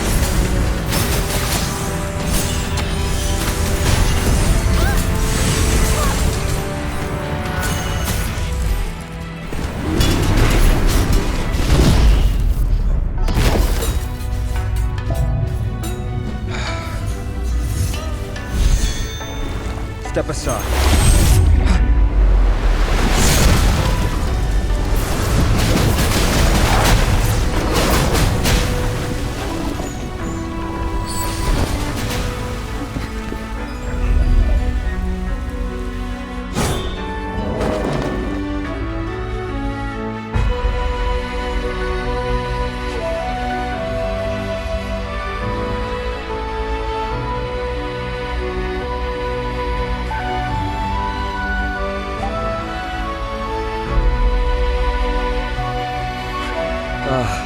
youngsters these days.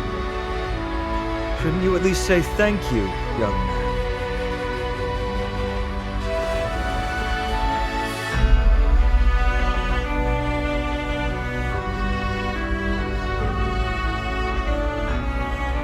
Best you stay put for now.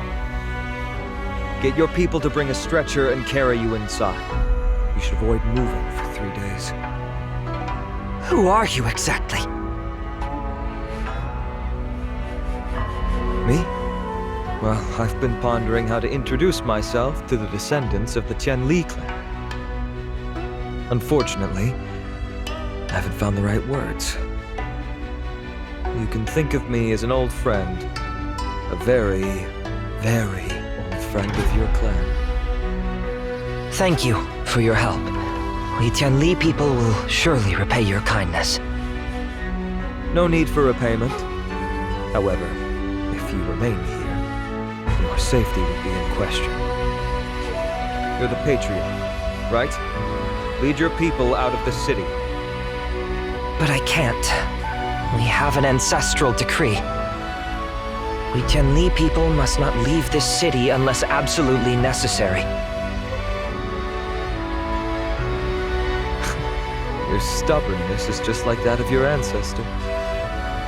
Well, it is absolutely necessary now. Your ancestor wouldn't fault you. Listen up. Time is running out. The trouble here is far from over. Seize this chance and evacuate your people from the mountain. Be quick.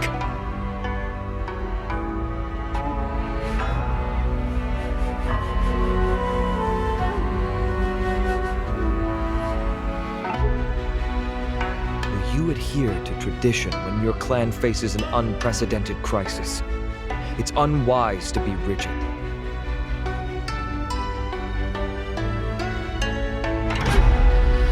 I understand. Great. Oh, by the way, your skills are commendable. Your ancestor would be so proud of you. An old friend's help can only go so far. Stay safe, Li Qi.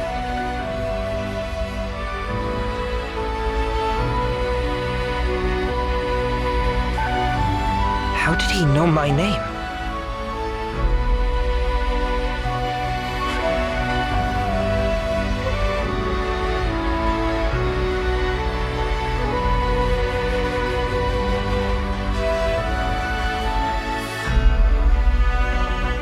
Have I ever met him before? No, wait. Why did he come out of our ancestral mansion?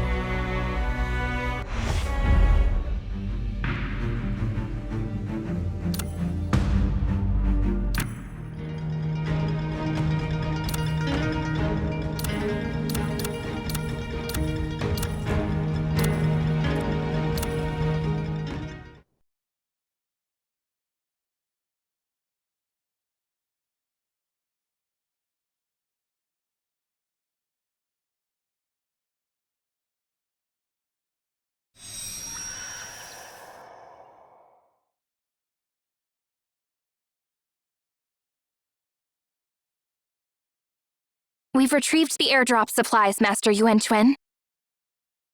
Here's the list, and everything seems fine.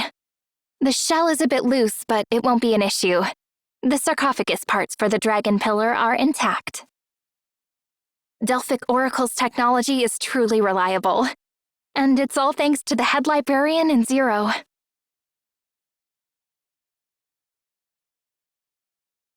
Thank you, head librarian.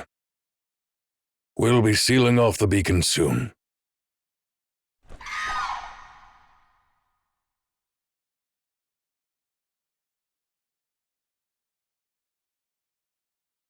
You had a question for me earlier, head librarian, before the earthquake interrupted us. About the crane on Mount Tianshui you were curious about. Yes, there is a crane that fits your description perfectly. It goes by the name Bifeng.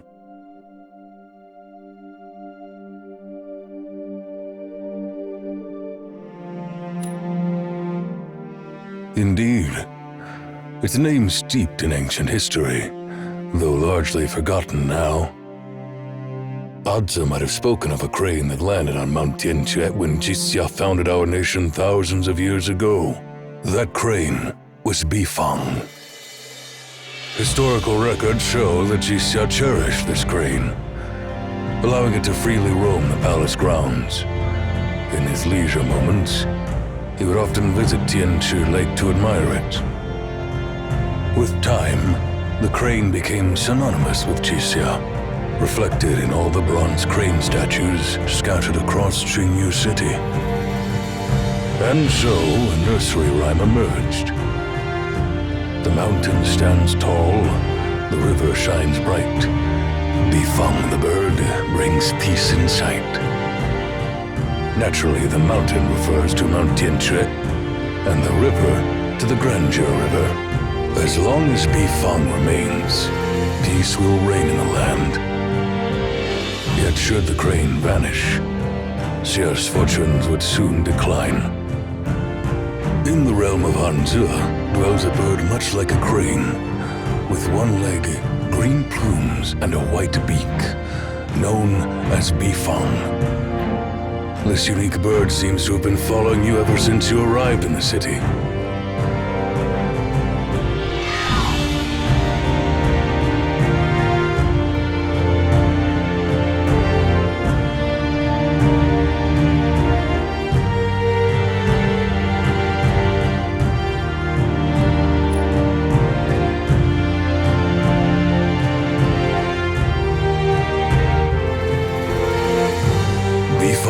Legendary bird returns after years untold.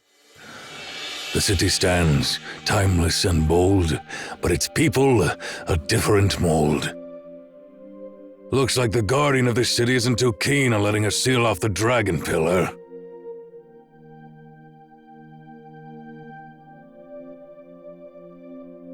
Its chirps seem to be an invitation.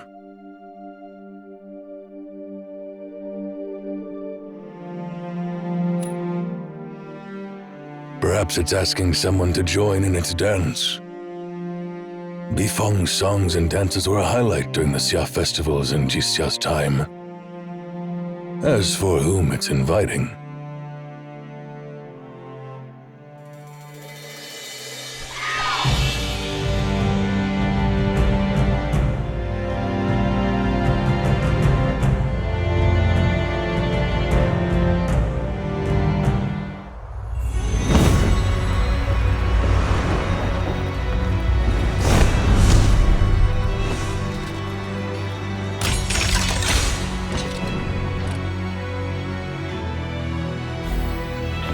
What's that crane up to? Is it asking for food? Or maybe it's trying to intimidate us? Our owls puff up their feathers like that when they want to scare off enemies. I think it wants to play with us. Complete insight. Fluttering wings. Full.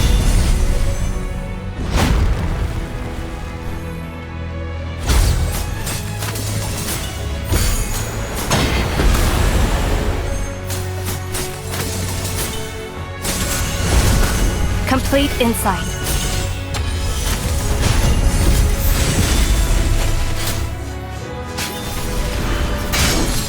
Moonset!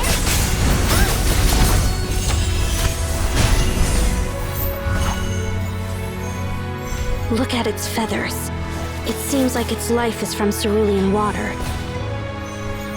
You wouldn't want to get pricked by those feathers. Disperse!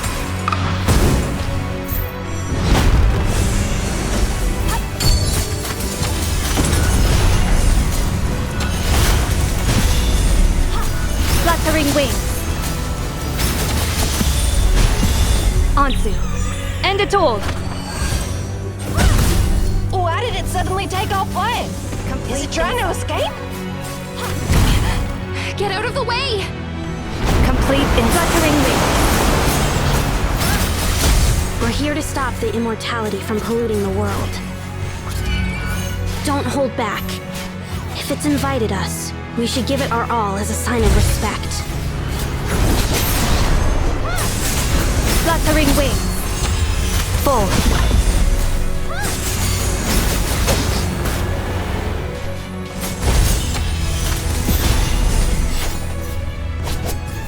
Futile effort!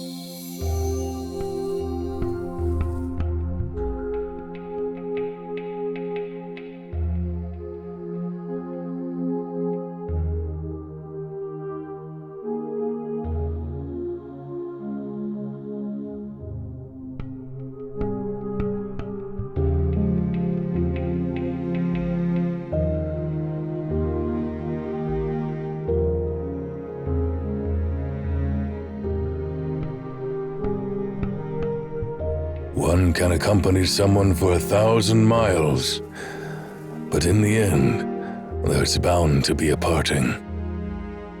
Since ancient times, death has been inevitable, and you are no exception.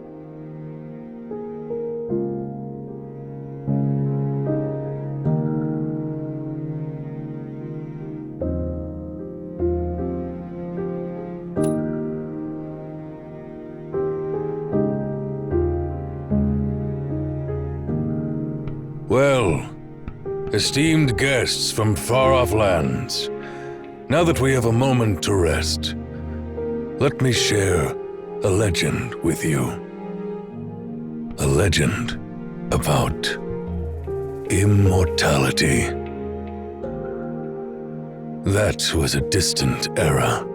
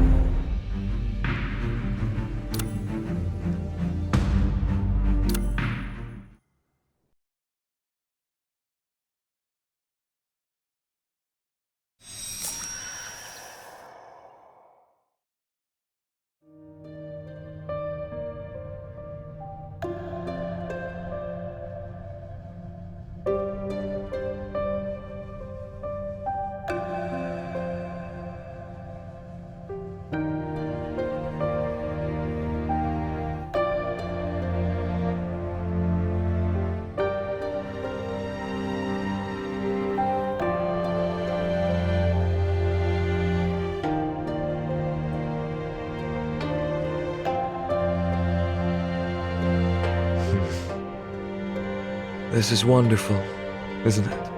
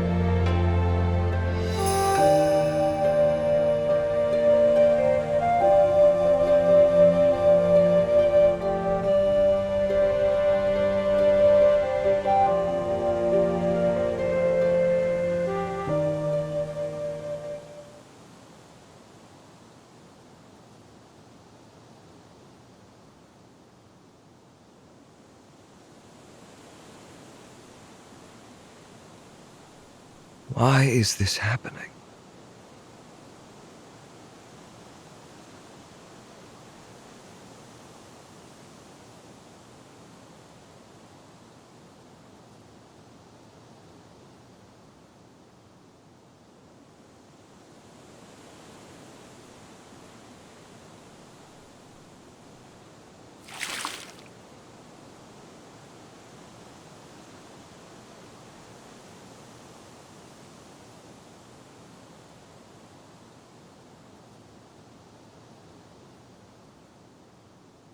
Well, I haven't found its source in the end.